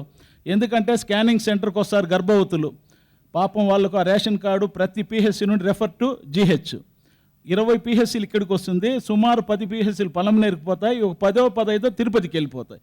ఇక్కడ ఒకే ఒక రేడియాలజిస్ట్ ఉండారు, మన madam doctor Chandramma madam, Gandhi ex MLA Mrs ఒక్కటే ఉంది. ఆమెకు అసిస్టెంట్గా 4-5 మంది ఉన్నారు. అదే కానీ ఇంకొక రేడియాలజిస్టు, ఇంకొక ఎక్స్రే టెక్నీషియన్ 4 ఉంటే గర్భవతులకు చాలా ఇంపార్టెంట్. ఇంకోటి ఏమనంటే మాకు జీతం ఇచ్చేదే తల్లి బిడ్డ గురించే, మాకే కాదు మొత్తం డిపార్ట్మెంట్ ఆధారపడింది ఎవరు అంటే ఒకే ఒక తల్లి బిడ్డే. 70% జీతాలు కానీ స్టాఫ్ కానీ రిక్రూటు తల్లి బిడ్డ తల్లి బిడ్డ తల్లి బిడ్డ. M&H సర్వీసెస్ మొత్తం మాకు ఇచ్చింది. కాబట్టి వాళ్ళకి సంబంధించింది ఎక్స్రేలు స్కానింగ్లు వెంటనే జరగాలని చూసుకుంటున్నాం. ఇంకోటి ప్రైవేట్ నర్సింగ్ హోమ్స్, ప్రైవేట్ హాస్పిటల్లో ఛార్జెస్ డిస్ప్లే బోర్డు లేదు సార్. మనిషికి ఒక్కొక్క రేటు ఫిక్స్ చేస్తూ ఉన్నారు. సిజేరియన్ అయితే, నార్మల్ డెలివరీ అయితే దాన్ని ఎవ్రీ పార్లమెంట్ కాన్స్టిట్యున్సీకి ఒక ప్రభుత్వ మెడికల్ కాలేజ్ ఉండేది నేషనల్ పాలసీ. ఖచ్చితంగా ఉండాలి. ప్రతి జిల్లాకి ఒక జిల్లా వైద్యశాల ఉండాలి అని. సో ఎగ్జాక్ట్లీ ఆ పాలసీని చిత్తూరులో తప్ప మిగతా అన్ని చోట్ల ఇంప్లిమెంట్ చేశారు. ఈ ప్రభుత్వం వచ్చిన తర్వాత కూడా కొత్తగా 11 మెడికల్ కాలేజెస్ విత్ హాస్పిటల్స్ వచ్చింది. చిత్తూరులో ఏమంటే ఇది ఒక కుంటి సాకు, అవినీతి ఉన్న చోట అభివృద్ధి ఉండదు. This is the common saying. చిత్తూరులో అదే ఇక్కడ రాజ్యం వెళ్తోంది. ఇక్కడ 5 ఏళ్లకు అడిగితే అపోలో వాళ్ళు 33 ఏళ్లకు ఇచ్చారు గత ప్రభుత్వం వాళ్ళు. ఎందుకు ఇచ్చారు, ఎవరిచ్చారు ఎవరికి తెలియదు, లోపాయకారిగా ఏం జరిగిందో అంతకన్నా తెలియదు. సో ఇప్పుడు పార్లమెంట్లో క్వశ్చన్ చేయాల్సిన వాళ్ళు, ఇప్పుడు ఎన్నుకవుతున్న పార్లమెంటేరియన్ ఫస్ట్ క్వశ్చన్ నాకు తెలిసి ఎవరు ఎన్నుకున్నా ఏ పార్టీ ఎన్నుకున్నా నాకు అనవసరము. మా కాన్స్టిట్యున్సీకి medical college with government hospital అంటే జీజీహెచ్ లాంటి ఉన్నాయి, అలాంటి ఖచ్చితంగా ఈరోజు రేపు జరిగేటువంటి 13 ఎన్నికల తర్వాత జూన్ 4 ఫలితాలు వచ్చిన తర్వాత ఖచ్చితంగా ఈ జిల్లాకి మీరు అన్నట్టుగా ఈ పార్లమెంటు పరిధిలో ఒక మెడికల్ కాలేజీ, మంచి హాస్పిటాలిటీ కావాలని అదే ప్రశ్నించే విధంగా రాజకీయ నాయకులు ఉండాలి. సమయం మించిపోతుంది. శోభారాణి గారు ఉన్నారు. శోభారాణి గారు ఒక ఉమెన్ అండ్ ఎంపవర్మెంట్, మహిళా శక్తి ఎంతో అవసరం. ఈ ఆంధ్రప్రదేశ్ ఎన్నికల్లో చాలా కీలకమైనటువంటి పాత్ర పోషిస్తున్నారు మహిళలు. 50% పైగా కొన్ని చోట్ల ఓటు ఉన్నారు. ఈ రోజున ఎన్నికయ్యేటువంటి ప్రజాప్రతినిధుల యొక్క తల రాతల్ని మార్చేది ఈ మహిళా మనులే. సో అసలు ఉమెన్ ఎంపవర్మెంట్ ఎట్లా ఉంది చిత్తూరు జిల్లాలో, చిత్తూరు పార్లమెంటు పరిధిలో అనేది శోభారాణి గారితో మాట్లాడు. శోభారాణి గారు చెప్పండి, మీరేమంటారు? అసలు ఏంటి మహిళలు ఎదుర్కొంటున్న సమస్యలు ఏంటి, వాటికి పరిష్కారాలు ఏంటి, రాబోయే నాయకులకు మీరేమి అప్పీల్ చేయబోతున్నారు? ఫస్ట్ ఆఫ్ ఆల్ న్యూస్ 360కి ధన్యవాదాలు ఈ అవకాశం ఇచ్చినందుకు.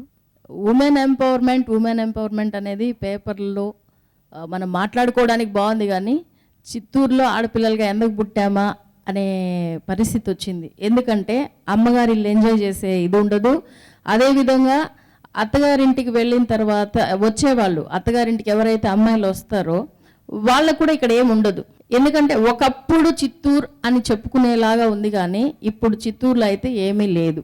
సో ఇక్కడ ఏమంటే ఎంసీఏలు ఎంబీఏలు చేయాలంటే ఏదన్నా బయటకు వెళ్ళిపోతున్నారు పిల్లలు, ఆడపిల్లలు కావచ్చు మగపిల్లలు కావచ్చు. అదేవిధంగా వచ్చే అమ్మాయిలు ఎంత చదువుకొని వచ్చినా కూడా ఇక్కడ ఉద్యోగాలు ఏం లేవు. ఏమన్నా ఉద్యోగం కావాలంటే ఏ బట్టల దుకాణమో, లేకపోతే సెల్ఫ్ ఎంప్లాయ్మెంట్, టైలరింగు, లేకపోతే పికిల్స్ వేసుకోవడం, ఇలాంటివి తప్పనించి మరొకటైతే ఏమీ కనిపించట్లేదన్నమాట. ఇలాంటి వాటిని కానీ ప్రతి నాయకుడు మాట్లాడేది ఏమంటే మహిళలకు ఇది చేస్తాము అది చేస్తాము, కానీ ఏమి ఎవరు చేయట్లేదండి. అమ్మాయిలు చదువుకోవడానికి అందరూ ఏదైతే చెప్పారో బయట బెంగళూరుకో, తిరుపతికో, హైదరాబాద్కో, ఎందుకంటే నాకు 2 ఆడపిల్లలు ఉన్నారు, మేము ఇక్కడ ఏమీ లేదని చెప్పేసి హైదరాబాద్ తీసుకెళ్ళి పిల్లల్ని అక్కడ చదివించి అక్కడే ఉద్యోగాలు చేస్తున్నారు. సో ఇక్కడ ఉద్యోగ అవకాశాలు లేవు, చదువుకోవడానికి ఉన్నత విద్యలు చేయడానికి కూడా అవకాశం అనేది లేదనమాట. ఇంకా దౌర్భాగ్యం ఏమంటే ట్రాఫిక్ సిగ్నల్స్ ఉన్నాయి. ఇందాక సార్ చెప్పినట్టు ట్రాఫిక్ సిగ్నల్స్ ఉంటాయి, మినిమం అవేర్నెస్ కూడా ఉండదు జనాలకి, ఎలా పడితే అట్లా దూరేస్తుంటారు. ట్రాఫిక్ సిగ్నల్స్ అన్నీ ఉంటాయి కానీ దానికి లైట్లు పనిచేయవన్నమాట. అలా ప్రతి ఒక్కటి ఏ ఒక్కటి తీసుకున్నా చిత్తూరులో అన్నీ ఉంటాయి కానీ ఏది పని చేయదు. సో ఖచ్చితంగా మహిళలు సమాన అవకాశాలు, నిజంగా ఇందాక శోభారాణి గారు చెప్పినట్టుగా చదువుకున్న అమ్మాయిలు ఈ ఊరికి వచ్చి రావాలన్నా ఇక్కడ ఉద్యోగాలు లేవు కాబట్టి ఇక్కడ అబ్బాయిలను పెళ్లి చేసుకోవడానికి కూడా చాలామంది ఇష్టపడరేమో, ఎందుకంటే ఉద్యోగాలు రావు కాబట్టి. ఉద్యోగాలు ఇక్కడ చదువుకున్నా కానీ వాళ్ళు చేస్తున్న ఉద్యోగాలు మళ్ళీ ఇక్కడ లేని పరిస్థితులు. ఖచ్చితంగా పరిశ్రమలు రావాలి, ఉద్యోగాలు రావాలంటే ఇండస్ట్రీస్ రావాలి, ఇండస్ట్రీస్ వస్తేనే ఉద్యోగాలు వస్తాయి. అదేవిధంగా ఐటీకి సంబంధించినటువంటి పరిశ్రమలు కూడా చిత్తూరుకు రావాల్సిన అవసరం ఉంది. శివకుమార్ గారు ఉన్నారు, చిత్తూరు డెవలప్మెంట్ మీద ఆయన అనేక సందర్భాల్లో అనేక చోట్ల ప్రస్తావించారు. సో శివకుమార్ గారు మీరేం చెప్తారు చిత్తూరు పార్లమెంటు డెవలప్మెంట్ మీద, మీరేమంటారు? అందరికీ నమస్కారం. Chittoor smart city development society అని ఒక సొసైటీ ఎన్జిఓగా స్టార్ట్ చేసి దాని కార్యదర్శిగా పనిచేస్తున్నాము. మేము గత 10 సంవత్సరాలుగా పనిచేసిన దాంట్లో మెయిన్ కొన్ని డిమాండ్స్ ఐడెంటిఫై చేసాము. ఇప్పుడు మన సమావేశంలో అందరూ దాదాపు మాట్లాడిన డిమాండ్స్ ఇవి చాలా వరకు. ఏమంటే ప్రతి జిల్లాకు ఒక వైద్య కళాశాల ఉండాలి కాబట్టి చిత్తూరుకి ఒక ప్రభుత్వ వైద్య కళాశాల ఉండాలి, చిత్తూరుకి ఒక యూనివర్సిటీ ఉండాలి, తర్వాత చిత్తూరులో రోడ్లు విస్తరణ చేయాలి, తర్వాత ఇక్కడ ఒక శాశ్వత మంచినీటి సదుపాయం లేదు కాబట్టి అడవిపల్లి రిజర్వాయర్ని డెవలప్ చేస్తున్నారు. కానీ అది గత 10 ఏళ్ళుగా ఇంతవరకు ముందుకు సాగట్లేదు. దానికి ఎన్నో కోట్లు చిత్తూరుని అమృత పథకం కింద ఐడెంటిఫై చేశారు. అమృత పథకం నిధులన్నీ కూడా అడవిపల్లి రిజర్వాయర్కి డైవర్ట్ చేశారు. కానీ ఆ రిజర్వాయర్ పథకం ముందుకు సాగట్లేదు. దాన్ని పూర్తి చేసి చిత్తూరుకి శాశ్వత నీటి సదుపాయం కల్పిస్తే చిత్తూరు అభివృద్ధి చెందడానికి ఆస్కారం ఉంటుంది. ఈ డిమాండ్లన్నీ కూడా మేము ఎమ్మెల్యే అభ్యర్థులకి పెడుతున్నాం. వాళ్ళు కూడా చాలామంది వాళ్ళ మేనిఫెస్టోలో ఈ డిమాండ్లు ఐడెంటిఫై చేసి వాళ్ళు పెట్టారనమాట. ఈ డిమాండ్లు మేము ఫుల్ఫిల్ చేస్తామని. కానీ ప్రతి ఎమ్మెల్యే అభ్యర్థి వాళ్ళు ఎన్నికైన తర్వాత వాళ్ళు చిత్తూరుని మర్చిపోయి వాళ్ళ స్వార్థాన్ని చూసుకుంటా మళ్ళీ 5 సంవత్సరాల తర్వాత మళ్ళీ ప్రజల ముందుకు వస్తున్నాం, మేము అభివృద్ధి చేస్తామని. దీనికి ఆ ఎమ్మెల్యే అభ్యర్థుల్ని ఏ విధంగా అకౌంటబుల్ చేస్తామనేది మన ముందున్న ప్రశ్న. ఏం లేదు, మనం అఫిడవిట్ అడగాలి వాళ్ళని. అఫిడవిట్ ఇమ్మని చెప్పి గెలిస్తే ఖచ్చితంగా టైం లైన్ ఫిక్స్ చేసి చేస్తాను అంటే చేయాలి. చేయకపోతే రాజీనామా స్వచ్ఛందంగా చేస్తామని వాళ్ళు ఇస్తే అప్పుడు వాళ్ళకి ఒంట్లో భయం వస్తుంది, జవాబుదారీదనం పెరుగుతుంది. లేకపోతే ప్యాంప్లెట్ వేసుకుంటారు, రంగులు బాగుంటాయి, ఓట్లు వేసేవాళ్ళు వేస్తారు, వేయని వాళ్ళు వేయరు. బట్ మళ్ళీ మనం ప్రశ్నించాలన్నా మనకు దొరకరు. ఏ బెంగళూరులోనో హైదరాబాద్లోనో, ఇప్పుడైతే ఇంకా విజయవాడ విశాఖపట్నంలో ఉంటారు. రైట్. మీరందరూ చెప్తున్నట్టుగా ఇక్కడ ఎన్నికైనటువంటి ప్రజాప్రతినిధులు స్థానికంగా ఉండాలి, ఇక్కడే వాళ్ళు పనిచేయాలి. ఈ చిత్తూరు నుంచే, లేదంటే మీకు బెంగళూరు, మద్రాసు, హైదరాబాద్లో తిరగకుండా ఎమ్మెల్యే కానీ ఎంపీ కానీ ఎక్కడున్నాడంటే చిత్తూరులో ఉన్నాడు. కనీసం చిత్తూరులో అవైలబిలిటీగా ఉండాలనేది ఇక్కడ నుంచి చాలామంది నుంచి వస్తున్నటువంటి డిమాండ్గా కనిపిస్తుంది. ఇక కేశవల్ గారు ఉన్నారు ఇరిగేషన్కి సంబంధించి. చిత్తూరు జిల్లా అంటేనే పాడి పరిశ్రమలకు పెట్టినిల్లు, ఇక్కడ పంటలు. ఇందాక శరత్ గారు చెప్పినట్టుగా, చాలామంది చెప్పినట్టుగా ఇక్కడ నుంచి బెల్లం లోడులు వ్యాగన్లతో వెళ్ళినటువంటి చరిత్ర ఉన్నటువంటి జిల్లా ఇది చిత్తూరు జిల్లా. ఒకప్పుడు ఇక్కడ చెరుకు పరిశ్రమ అద్భుతంగా ఉన్నది. చెరుకు పరిశ్రమ ద్వారా వ్యాగన్ల ద్వారా బెల్లాన్ని సరఫరా చేశారంటే ఎంత ఉండేదో మీరు అందరూ కూడా ఆలోచించుకోవచ్చు. మరోవైపు ఎక్కడ చూసినా పచ్చదనం ఉండేది. ఈ జిల్లాకి నీళ్లు తక్కువైనా కానీ పడ్డటువంటి వర్షాలతో ఆ పంటలు పండించేవాళ్ళు. కానీ ఈ రోజున పరిస్థితి ఏ రకంగా ఉంది ఏంటి అనేది కేశవల్ గారి మాటల్లో విందాం. కేశవల్ గారు మీరేం చెప్తారు? సాయంకాలపు అభినందనలు తెలియజేస్తున్నాను. ఇప్పుడు ఇక్కడ చాలామంది మాట్లాడిన వాళ్ళు మైక్రో లెవెల్లో, అంటే వాళ్ళ చుట్టూ ఉన్నటువంటి ఆ ప్రాంతానికి సంబంధించిన ఇష్యూస్ గురించి మాట్లాడారు. నన్ను హరిబాబు గారు ఉదయం మాట్లాడినప్పుడు లిమిట్ చేశారు నా మైండ్ని. మీరు ఇరిగేషన్ గురించే మాట్లాడాలి, ఆంధ్ర రాష్ట్రం మొత్తం గురించి మాట్లాడాలని అన్నారు. బట్ ఇక్కడ నేనేమనుకుంటున్నానంటే మొదటి నుంచి కూడా కొంచెం బాగా చిత్తూరు మీదనే ప్రిపేర్ అయ్యి, నా మనసు ఎప్పుడూ చిత్తూరు మీదనే ఉన్నది. దాని చిత్తూరు వాసులు కాబట్టి చిత్తూరు మీదనే ఉంటుంది. దాని గురించి ఒక 12 పాయింట్లతో ఒక 10 రోజుల క్రితం ఒక రాసి ఎమ్మెల్యే కాంటెస్టెంట్ క్యాండిడేట్లు అందరికీ కూడా ఇది ఇచ్చాం. అంటే ఈ 12 పాయింట్లు చూడన్నయ్యా, దీని ఏదైనా చేసేదానికి చూడండి, మాట్లాడద్దండి అని చెప్పి అన్నాం. ఈ 12 పాయింట్ల మీద ఎక్కువగా డిస్కస్ చేయాలని అనుకున్నాను. కానీ హరిబాబు గారు అన్న తర్వాత సరే ఏదో ఒకటి ఇరిగేషన్, ఏదో నేను ఇంజనీర్గా పనిచేసినందువల్ల ఇరిగేషన్ మీద పనిచేయాలని కొంత సమయం అని నేను మిమ్మల్ని అడుగుతున్నాను. ఫస్ట్ పాయింట్ ఒకటేమంటే, చిత్తూరు జిల్లా ఒక భౌగోళికంగా చూసుకుంటే 30% మామూలుగా ఏ ప్రాంతంలో అయినా సరే ప్రపంచం మొత్తం మీదట 30% అడవులు ఉండేటువంటి, అడవులు, గుట్టలు, కొండలు ఉండేటువంటి ప్రాంతం. మనకు కావాల్సినంత నీరు అంటే వర్షపాతం మనకు 1000 mm, 900 to 1000 mm ఉంటుంది మనకి. ఆ వర్షపాతం ఉండేదానికి 30% కనుక అడవులు, కొండలు, గుట్టలు ఉంటే మనకు తగినంత నీటి సరఫరా జరుగుతుంది అనేటువంటి ఒక సూటబుల్ అయినటువంటి ఒక జిల్లా చిత్తూరు జిల్లా. కానీ ఏదో కారణాల వల్ల రాను అంటే ఒక మిగతా క్లైమేట్ వల్ల కూడా కానీ మనకు ఒక షాడో ఏరియాగా ఫామ్ అయిపోయింది ఈ జిల్లా. షాడో ఏరియా అంటే మనకు వచ్చేటువంటి ఈ తుఫాన్లు కానీ వర్షపాతం అంతా వచ్చినప్పుడు ఇక్కడి నుంచి ఒక 70 కిలోమీటర్లు తూర్పుగా అటు వెళ్ళిపోతుంది వర్షాలు. ఈ మిగతా ఈ సౌత్ వెస్ట్ మాన్సూన్ కూడా మన మీద రాదు, అది అటు వెళ్ళిపోతుంది, మదనపల్లి అటు వెళ్ళిపోతుంది. ఆ విధంగా ఈ ఏరియా షాడో ఏరియాగా ఉండి ఒకప్పుడు కరువు ప్రాంతంగా 10 సంవత్సరాలు, 15 సంవత్సరాలు, 6-7 సంవత్సరాలు ఉండేది. అటువంటి ప్రాంతంగా ఉన్నప్పుడే చెరుకు అండ్ మామిడి బాగా పండేటువంటి ఒక జిల్లా ఇది. కానీ ఇప్పుడు చెరుకు మాయమైపోయింది. ఇంకా మళ్ళీ ఒకసారి చెరుకుని రివైవ్ చేయగలమా అనేది నాకు అనుమానం. సో ఈరోజు మనకు చిత్తూరులో ఉన్నటువంటి పొటెన్షియల్ ఏంటంటే, చిత్తూరు జిల్లాలో మన చిత్తూరు నియోజకవర్గం తీసుకుంటే కూడా పార్లమెంట్ నియోజకవర్గం మిల్క్, మ్యాంగో, గ్రానైటు, పౌల్ట్రీ. అంటే గ్రానైట్ అనేది మనకు చాలా అబండెంట్గా ఉంది ఇక్కడ ఈ జిల్లాలో. పౌల్ట్రీ కూడా సైలెంట్గా ముందు అట్లా రేస్ అయింది, తర్వాత సైలెంట్గా ఏదో ఒక ఎవరికి తెలియకుండా బాగా ఫ్లరిష్ అవుతూ ఉందన్నమాట. ఈ 4 రంగాల్లో మ్యాంగో ఏమవుతా ఉందంటే, రాజకీయ నాయకులు ఇప్పుడు గత 10 సంవత్సరాలుగా ఈ విషయం, నేను చెప్పే విషయాలను కొంచెం ఇక్కడ ఉండే వాళ్ళందరూ కూడా గమనించాలి. ఈ ఐప్యాక్, ఈ చీప్యాక్, మీరు ఇట్లా రకరకాల పిల్లలు వాళ్ళు ఉన్నారు కదా, వీళ్ళందరూ కూడా గమనించండి బాగా. మీరు కూడా నిజమైనటువంటి న్యూస్ ఛానల్ అయితే మీరు, అంటే I have got great doubt. అది కాదండి, నాకు వచ్చి అసలు మీడియా మీద గౌరవం లేదండి. నేను అయినా కానీ మా రాంబాబు గారు చెప్పారు కాబట్టి వచ్చాను నేను. మీరు నిజంగా ఫోకస్ అయ్యేటువంటి చెప్పండి. ఏమైందంటే గత 10 సంవత్సరాలుగా తెలుగుదేశం ప్రభుత్వం ఉన్నా కానీ ఇప్పుడున్న ప్రభుత్వం ఉన్నప్పుడు కానీ మామిడికాయలు రేటు 20 రూపాయలు కేజీ ఉంటే వీళ్ళకి పార్టీ వాళ్ళకి 5 రూపాయలు 4 రూపాయలు కేజీ మీద రైతు వాళ్ళు ఫ్యాక్టరీ వాళ్ళు వసూలు చేసి ఇవ్వాలి వాళ్ళకి, ఎమ్మెల్యేలకి మంత్రులకి. ఇలా జరిగింది. ఆ క్రమంలో జరిగినప్పుడు నేను 3 సంవత్సరాల క్రితం అదే ఇప్పుడు జరిగింది, ఇప్పుడు జరుగుతూనే ఉంది అనమాట. ఇప్పుడు ఎలక్షన్ ఉంది కాబట్టి ఈ సీజన్లో ఏమైనా తప్పించుకుంటారేమో రైతులు నాకు తెలియదు, కానీ లేదు ఈ సాగు పెట్టుకొని ఫ్యాక్టరీ ఓనర్లే వాళ్ళే లాగేస్తారేమో ఆ 3 రూపాయలు, వాళ్ళ పేరు చెప్పి వీళ్ళు తినేస్తారో నాకు తెలియదు. కానీ నేనేమనుకున్నా అంటే నాకు 9 ఎకరాల మామిడి చెట్లు ఉన్నాయండి. 9 ఎకరాల మామిడి చెట్లని లాస్ట్ 3 సంవత్సరాల క్రితం మా వాళ్ళని పిలిచి నరికేయండి అని చెప్పిన. అవసరం లేదు, నాకు ఆవేశంగా ఉంది. ఎందుకు సంవత్సరానికి 5-6 లక్షలు ఖర్చు పెడతాను నేను దాని మీద, ఆడేమి రాదు. వాడి దగ్గర పోయి వేరే క్యూలో నిలుచుకోవాలా, దానికి వేరే రికమెండేషన్లు. ఏది మామిడికాయలు ఎత్తుకుని తోలేదానికి వాడికి రికమెండేషన్లు, వాడు వీడు అనేది ఇవన్నీ చేసి మ్యాంగోని నాశనం చేసేస్తున్నారు. ఆ విధంగా ఇక్కడ మ్యాంగో ఏమి జరగకుండా చేసేస్తున్నారు. అంటే పొటెన్షియల్ ఉంది, దాన్ని థ్రైవ్ కావకుండా చంపేస్తున్నారు. నెంబర్ 1.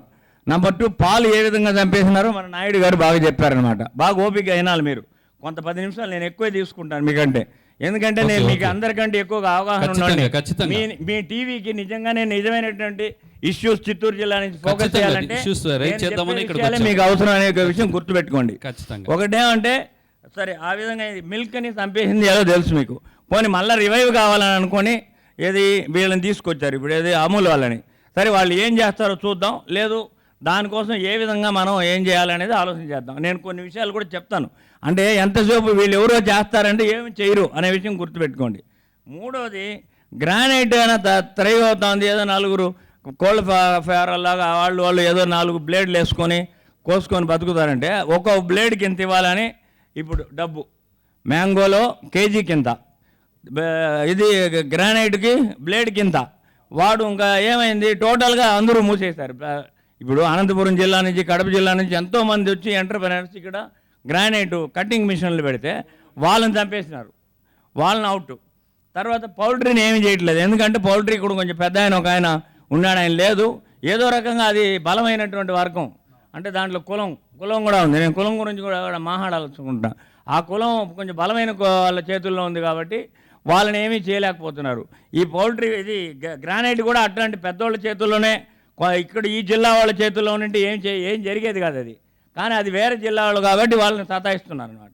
సో ఈ 4 రంగాల్ని మాత్రమే మనకి ఇక్కడ అవకాశం ఉంది. సో ఇంకా ఇరిగేషన్ గురించి తీసుకుంటే చిత్తూరు జిల్లాలో ఇరిగేషన్ పొటెన్షియల్, ఇరిగేషన్ అనేటప్పుడు జనరల్గా మనం ఏమనుకుంటామంటే ఓపెన్ సర్ఫేస్ ఇరిగేషన్ అంటాం. అంటే డ్యామ్ నుంచో లేదా ఒక చెరువు నుంచో నీళ్ళు వచ్చి మనకి పారడం అని ఇరిగేషన్ అని అంటాం. ఇంకోటి గ్రౌండ్ వాటర్ ఇరిగేషన్, అంటే బోర్ నుంచో బావి నుంచో రావడం అన్నమాట. సో ఈ జిల్లా మొత్తం మనకు సర్ఫేస్ వాటర్ డ్యాముల ద్వారానో పెద్ద చెరువుల ద్వారానో వచ్చే అవకాశాలు లేవు.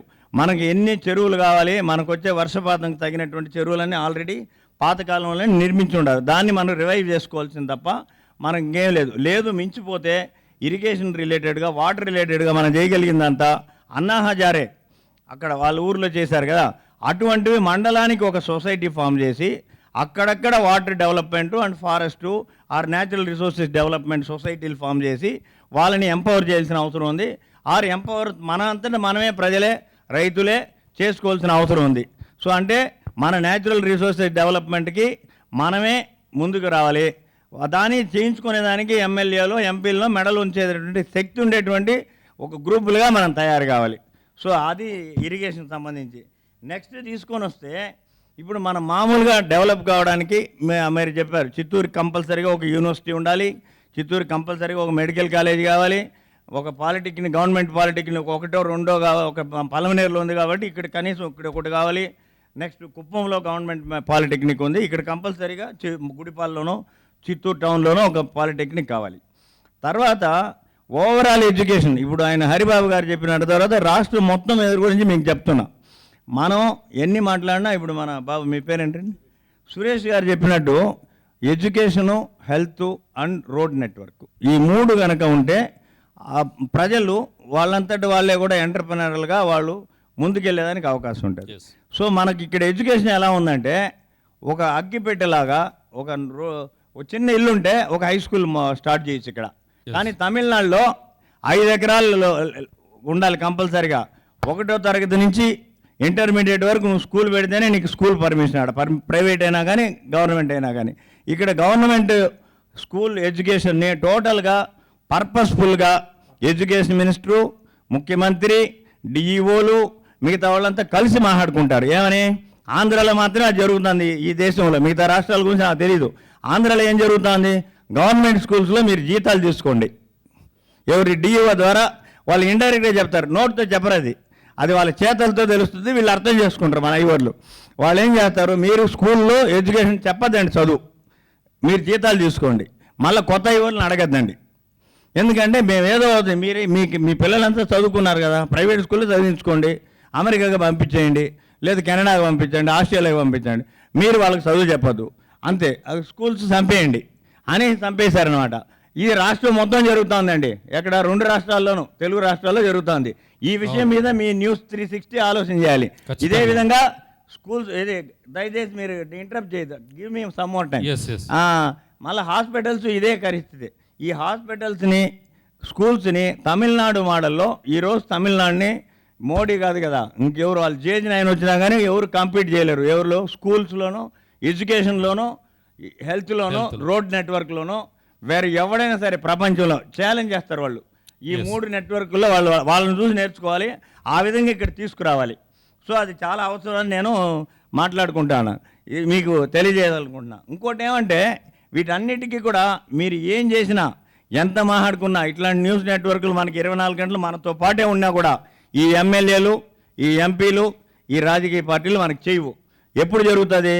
ఎఫెక్టివ్ సివిల్ సొసైటీ ఉండాలి, సివిల్ సొసైటీ ఆర్గనైజేషన్ ఉండాలి. అంటే జయప్రకాష్ నారాయణ ఒక ఆయన లేకుండా ఉంటే ఇందిరాగాంధీ మనల్ని ఈ పాటికి ఏదో చేసే ఉంటుంది. ఆమెని మెడలోంచి నువ్వు మళ్ళీ ఎలక్షన్ పెట్టమ్మాయి అని చెప్పించగలిగినోడు జయప్రకాష్ నారాయణ.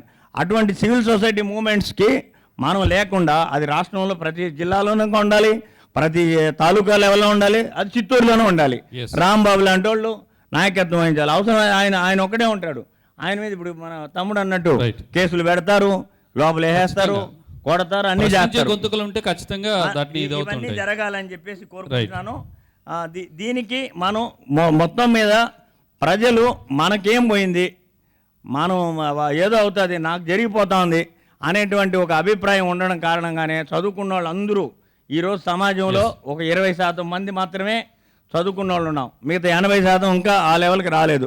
ఈ 20% మంది స్వార్థపరులైనందు కారణంగా, స్వార్థపరులు మాత్రమే కదా కరప్ట్ అయిపోయినారు అందరూ. ఏది నేను చెప్పడం, ఉద్యోగస్తులు మాత్రమే కదా కరప్ట్ అయ్యేది, పొలిటీషియన్స్ మాత్రమే కాదు, ప్రజలు కరప్ట్ అయిపోయినారు. ప్రజలు కరప్ట్ అయిపోయిన కారణంగా ఈరోజు మనం అనుకునేవి ఏమీ జరగవు.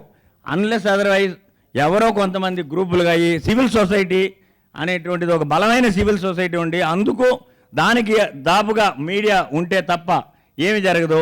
ఈ మీడియా 360 న్యూస్ 360 ఎంతవరకు వస్తుందని చూద్దాం. Thank you very much. Right, Keshavulu గారు చెప్పినట్టుగా సివిల్ సొసైటీ ఆలోచించాలి, ప్రజలే మార్పును కోరుకోవాలి, ప్రజలు ఖచ్చితంగా పనిచేసే వారికి. సార్ నేను మళ్ళీ అంటే ఒక 2 విషయాలు చిత్తూరు టౌన్కి సంబంధించి 2 విషయాలు మీ అందరికీ, ఇక్కడ ఉండే వాళ్ళందరికీ దృష్టి తీసుకురావడానికి. ఒకటి వచ్చి చిత్తూరు ఆర్టీసీ బస్టాండ్ నుంచి బజారుకు పోవడానికి ప్రతి వ్యక్తి 20 రూపాయలు ఖర్చు పెట్టుకోవాల్సి వస్తుంది. మీరు పిల్లలు మీరంతా చూడాలి, ఇక్కడ ఉన్న జర్నలిస్టులు ఎవరన్నట్టు చూడాలి. దానికి చిత్తూరు ఆర్టీసీ బస్టాండ్ నుంచి ఆ రైల్వే స్టేషన్ మీదుగా ఒక ఫుట్ ఓవర్ బ్రిడ్జ్ వచ్చి అటుపక్క హైవే రోడ్డుకి కలపడం ద్వారా కోర్టుకి కానీ బజార్కి కానీ కనెక్ట్ అవుతుంది, ఆర్టీసీ బస్టాండ్కి కనెక్ట్ అవుతుంది. ఆ విషయం మీద లాస్ట్ టైం ఉన్నటువంటి ఎంపీ మన రైల్వే బోర్డు మెంబర్గా ఉన్నాడు, అతని దగ్గరికి తీసుకెళ్ళి చెప్పాం, అయ్యా ఇది చేయించయ్యా అని. అతనేం పట్టించుకోలేదు. అతను ఇప్పుడు మళ్ళీ కంటెస్ట్ చేస్తున్నాడు అనుకుంటాను, మళ్ళీ ఎంపీగా. అతను ఏమీ చేయలేదు అనే విషయం చేస్తూ దానికోసం డిమాండ్ చేయాలని కోరుకుంటున్నాను. రెండోది, మనకి చిత్తూరు ఆనుకొని ఒక నది ఉంది. ఆ నది ఎంత గబ్బుగా ఉందంటే అంత గబ్బుగా ఉంది. దాని ఇరువారం నుంచి అప్ టు కట్టమంచి దాటేంత వరకు కంప్లీట్గా క్లీన్ చేసి దాంట్లో లోపల ఒక చిన్న బేబీ ఛానల్ కలపడం, క్లీన్ చేసి ఒక మంచి ప్లాంటేషన్ చేయాలనేది ఈ 2 విషయాల మీద పెడితే తప్ప చిత్తూరుకి మర్యాద ఉండదని చెప్పి తెలియజేసుకుంటాం. Thank you. రైట్, చిత్తూరు జిల్లాలో ఉన్నటువంటి సివిల్ సొసైటీ ఖచ్చితంగా కేశవులు గారు చెప్పినటువంటి అంశాలు అందరూ కూడా ఆలోచించాలి. ఓటు వేసే ముందు అభివృద్ధి, ఇచ్చిన హామీలు, ఆయన చెప్పినట్టుగా ఎవరైతే ఈ రోజున నాయకులు హామీలు ఇస్తున్నారో ఆ హామీలను అమలు చేసే విధంగా రాబోయే రోజుల్లో వాళ్ళ యాక్టివిటీస్ ఉండాలి. అట్లయితేనే ప్రజలు వాళ్ళని మెప్పిస్తారు, మళ్ళీ మళ్ళీ గెలిపిస్తారు. లేదంటే మాత్రం ఖచ్చితంగా వాళ్ళ ప్రతాపాన్ని చూడక తప్పలేదు. అదేవిధంగా చిత్తూరు జిల్లా చాలా ప్రకృతి సిద్ధమైనటువంటి జిల్లా. ఇందాక చెప్పినట్టుగా కొండలు, గుట్టలు, కోనలు, ప్రకృతి ఇక్కడ కొన్ని ప్రాంతాల్లోకి వెళుతుంటే ప్రకృతి పలకరిస్తుంది. ఆ ప్రకృతిలో చాలామంది పులకరిస్తారు కూడా. సో మనతో పాటు ఉన్నారు ప్రకృతి ప్రేమికులు నేచర్ మురళి. ఆయన పేరులోనే నేచర్ మురళి అని పెట్టుకున్నారు. మురళి గారు, మీరు చెప్పండి, ఒక ప్రకృతి సంపదకి నిలయంగా ఉన్నటువంటి ఈ చిత్తూరు జిల్లాలకి మీరేం చెప్తారు? రాబోయే రోజుల్లో ప్రజాప్రతినిధులు ఏ రకంగా దీన్ని అభివృద్ధి చేయాలని మీరు కోరుకుంటున్నారు?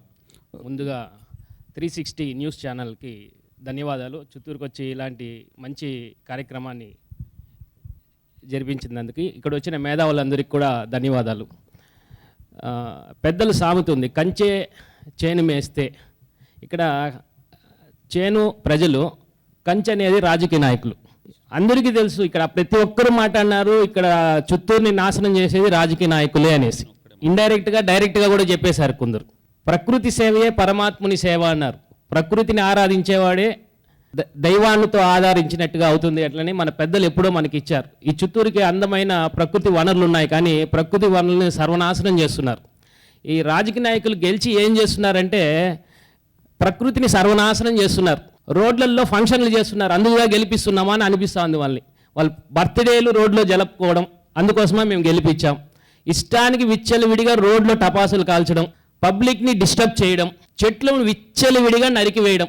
ఎంత బాధాకరం అంటే మేము ఇక్కడున్న అన్ని ఆర్గనైజేషన్స్తో కలుసుకునేసి చెట్లు ప్రతి సంవత్సరము నాటుతుంటున్నాము, కానీ ఆ నాటే చెట్లను కూడా నరికేస్తున్నారు. పబ్లిక్లో ఉండే ప్లేసెస్ మొత్తము నాశనం చేస్తున్నారు. అంటే ఇక్కడ వాళ్ళు గెలిచిన తర్వాత వాళ్ళు ఏం చేస్తారంటే బ్యానర్లు పెట్టుకుంటున్నారు, కట్అవుట్లు పెట్టుకుంటున్నారు. వాళ్ళకి చిత్తూరుకి ఎవరైనా మీరు రావాలంటే బ్యానర్ ఫెస్టివల్ చూడొచ్చు, ఇక్కడ కట్అవుట్ల ఫెస్టివల్ చూడొచ్చు. చిత్తూరులో 365 డేస్ జరుగుతుంది బ్యానర్ ఫెస్టివల్. బ్యానర్కి ఇక్కడ మంచి ఉపాధి కలుగుతుంది, బ్యానర్ కంపెనీస్కి. దానికి మాత్రమే ఈ రాజకీయ నాయకులు, ఇప్పుడు మన రాంబాబు సార్ చెప్పినట్టుగా మొన్న ఈ మధ్యలో మా వీధికి రాజకీయ నాయకులు ఓటు కోసం వస్తే నేనేమడిగానంటే మా ప్రాంతం అంటే మా కాన్స్టిట్యూషన్ అంటే మా ఏరియాలో చిత్తూరుకి 50 డివిజన్స్ ఉన్నాయి. 50 డివిజన్స్కి పార్కులు కట్టండి, ప్లేస్ లేదంటారు. సరే మా ఏరియాలో కట్టంటే ప్లేస్ లేదు. మిగతా దానికి అన్నిటికీ ప్లేసులు ఉన్నాయి, పనికి రాని దానికి అన్నిటికీ ప్లేసులు ఉన్నాయి, కానీ ఒక పార్క్ లేదు. కనీసం వీధుల్లో చెట్లు నాటి, చర్చి వీధిలో ఒక చెట్టు లేదు, బజారు వీధిలో ఒక చెట్టు లేదు. నేను 20 సంవత్సరాలుగా అడుగుతూనే ఉన్నాను అన్ని రాజకీయ నాయకుల్ని, చెట్లు పెట్టండి సార్. చెట్లు పెట్టేదానికి ప్లేస్ లేదు సార్, ట్రాఫిక్ పూల కుండీలు పెట్టండి. ఇప్పుడు సార్ చెప్పారు ఇప్పుడు తమిళనాడు గురించి, చాలా పెద్ద పెద్ద ఫ్లవర్ పాట్స్ ఇస్తున్నారు, చాలా చక్కగా అద్భుతంగా పెడుతున్నారు చాలా ప్లేసెస్ లో. నగరం సుందరంగా ఉండాలి, నగరం మంచిగా కనిపించాలి, అంటే ఎవరైనా వచ్చినా కానీ మంచిగా ఒక అద్భుతంగా ఉండాలి. ఇరుకైన రోడ్లు అంటున్నారు, సరే ఇరుకైన రోడ్లు అయితే వెడల్పు చేయని స్మార్ట్ సిటీ వాళ్ళు ఫైట్ చేస్తున్నారు. రోడ్లు వెడల్పు చేయండిరా బాబు అంటే వాళ్ళు ఇల్లులు వెడల్పు చేసుకుంటున్నారు, బంగ్లాలు కట్టుకుంటున్నారు, కానీ చిత్తూరుని పట్టించుకోవడమే లేదు. తర్వాత ఏమంటే మన ఇండస్ట్రీస్ అంటారు, అగ్రికల్చర్ యూనివర్సిటీ పెట్టచ్చు చిత్తూరులో, ఎక్సలెంట్గా ఉంటుంది. ఆర్గానిక్ ఫార్మింగ్ చేయొచ్చు చిత్తూరులో. సార్ చెప్పారు, చాలా చక్కని విషయాలు చెప్పారు సారు. కాబట్టి అగ్రికల్చర్ యూనివర్సిటీ పెడితే ఎంతమందికి ఉపాధి వస్తుంది, ఎంతమంది ఇక్కడ ఎన్నో అగ్రికల్చర్లో అంటే వ్యవసాయానికి సంబంధించిన వ్యక్తులంతా ఎంతోమంది డెవలప్ అవుతారు. ఆర్గానిక్ ఫార్మింగ్ ఇప్పుడు సిక్కిం అనేది ఒక చిన్న స్మాల్ స్టేట్లో ఆర్గానిక్ ఫార్మింగ్ ఎక్కువ చేస్తున్నారు, దానివల్ల ఎంతమందికి ఉపాధి ఇస్తున్నారు. ఇప్పుడు ప్లాస్టిక్ డిస్పోజబుల్స్ని బ్యాన్ చేయమంటున్నాం మేము, థర్మోకోల్ డిస్పోజబుల్స్ని బ్యాన్ చేయమంటున్నాం. రాజకీయ నాయకులే విచ్చలవిడిగా వాడుతున్నారు ప్లాస్టిక్ డిస్పోజబుల్స్, థర్మోకోల్ డిస్పోజబుల్స్ ఇష్టానికి వాడుతున్నారు, చెట్లు విచ్చలవిడిగా నరికేస్తున్నారు. కాబట్టి మా రిక్వెస్ట్ ఏమంటే ప్రజలకు కూడా మేము చెప్పేది, రాజకీయ నాయకుల్ని ప్రకృతిని కాపాడమని మనం కోరాలి. ప్రకృతి బాగుంటే మనం ఆరోగ్యంగా ఉంటాం. ప్రకృతి నాశనం చేసి మనకి ఎన్ని మేడలు కట్టినా, ఎన్ని బిల్డింగ్లు కట్టినా అక్కడ ఏమి మనం మంచి గాలి లేకుండా, మంచి నీళ్ళు లేకుండా, మంచి ఆహారం లేకుండా బతకలేం. కాబట్టి మా రిక్వెస్ట్ ఏమంటే రాజకీయ నాయకులకి అందరికీ ఫస్ట్ ప్రకృతిని కాపాడండి, పొల్యూషన్ చేసేది నిలిపేయండి, క్లీన్ అండ్ గ్రీన్ అనేది. ఇప్పుడు ఇంకోటి లాస్ట్ పాయింట్ నేను చెప్పేస్తాను, దోమలు విచ్చలవిడిగా అయిపోతుంది. రోడ్లలో ఎక్కడ చూసినా చెత్తే, సో కాలువల్లో కూడా చెత్తే. ఇది అధికారుల నుంచి రావాలి ప్రెజరు, సివిల్ సొసైటీ కూడా మారాలి, అందరూ మారాలి. ప్రజలకి అవగాహన ఉంది, కానీ ప్రజలు ఏమంటున్నారు, రాజకీయ నాయకులే తప్పు చేస్తే మనం ఏం తప్పు చేయకూడదా? ఇది ఇది ఇది మొదటి నుంచి వస్తున్నది, ఎక్కడ విన్నా ఇది వాడు తప్పు చేశాడు కానీ మనం మనం పెద్దోళ్ళు తప్పు, అదే పెద్దోళ్ళు తప్పు చేస్తున్నారు కాబట్టి చిన్నోళ్ళు కూడా అదే విధంగా తప్పు చేస్తున్నారు. కాబట్టి ప్రకృతిని కాపాడాలి, పర్యావరణాన్ని కాపాడాలి, చిత్తూరుని క్లీన్ అండ్ గ్రీన్గా చేయాలనేదే మేము రాజకీయ నాయకుల్ని కోరేది. ఇందాక తను చెప్పినట్టుగా ప్రకృతి చాలా అందమైనది, ప్రకృతి మనకి చాలా ఇస్తుంది, ప్రకృతికి మనం ఏమి ఇవ్వలేకపోతున్నాం. ఈ ప్రకృతిని నాశనం చేసే భాగంగా మనందరం కూడా ప్రతిరోజు కూడా ప్రకృతిని నాశనం చేసే కార్యక్రమాలు చేపడుతుంది తప్ప ప్రకృతిని ప్రేమించడం, లేకపోతే ఇక్కడ సహజ వనరులను అభివృద్ధి చేయడం, ఇక్కడ నేచర్ని కాపాడేటువంటి ప్రయత్నం చాలామంది చేయడం లేదు. శివప్రసాద్ గారు మీరేం చెప్తారు? చిత్తూరు పార్లమెంటు పరిధిలో అభివృద్ధి జరగాలంటే మీరేం సూచనలు ఇస్తారు? న్యూస్ 360 వారికి నమస్సులు. నిజం ఆలోచన మారుస్తుందనే నినాదంతో మీరు ముందుకొచ్చారు. నిజం ఆలోచన కాదు, సమాజాన్నే మారుస్తుంది. ఆ సమాజం మార్పు కోసం మీరు కృషి చేస్తారని మీ టీవీ ఛానల్ నేను కోరుతున్నాను. పర్యావరణం గురించి అడిగారు. చిత్తూరులో అడవుల శాతం చిత్తూరు జిల్లాలో 30% ఉంది అన్నారు. 1911 ఏప్రిల్ 11వ తేదీన చిత్తూరు జిల్లా 3 రాష్ట్రాల సరిహద్దుల్లో ఏర్పడింది 1911లో. 2022లో కొన్ని మండలాలు అంటే 66 మండలాల నుండి 31 మండలాలకు వచ్చింది. మరలా చిన్నదైంది. చిత్తూరు అనే పేరు చిత్ ఊరు అంటే చిన్న మనసున్న ఊరు, చిన్న ఊరు, ఇలా డిఫరెంట్ మీనింగ్స్తో ఏర్పడినది చిత్తూరు. ఈ చిత్తూరులో మేధావులు అనేక మంది ఉన్నారు, కానీ మేధావుల మౌనం సమాజానికి కీడు. అలాగే ఎంతోమంది మేధావులు గత 100 సంవత్సరాల్లో మేధావులుగా ఉన్నారు, ఎంతోమంది అభివృద్ధి పథంలో నడిచారు, కానీ వారు సొంత ఊరును మరిచారు. అంతకెందుకు, మనకు అపోలో డాక్టర్ గారు ఉన్నారు, మన చిత్తూరు పీసీఆర్లో చదువుకున్నారు. మరి ఇప్పుడు పీసీఆర్ పరిస్థితి ఏంటి? చదువుకున్న స్కూలే ఎలాంటి స్థితికి వచ్చిందో చూద్దాం ఒకసారి, చూస్తున్నాం కూడా. ఇలా ఎంతోమంది ఉన్నారు. రాజకీయ పరంగా అంటున్నారు. ఇక్కడ సమాజం చాలా ఆలోచించాలి.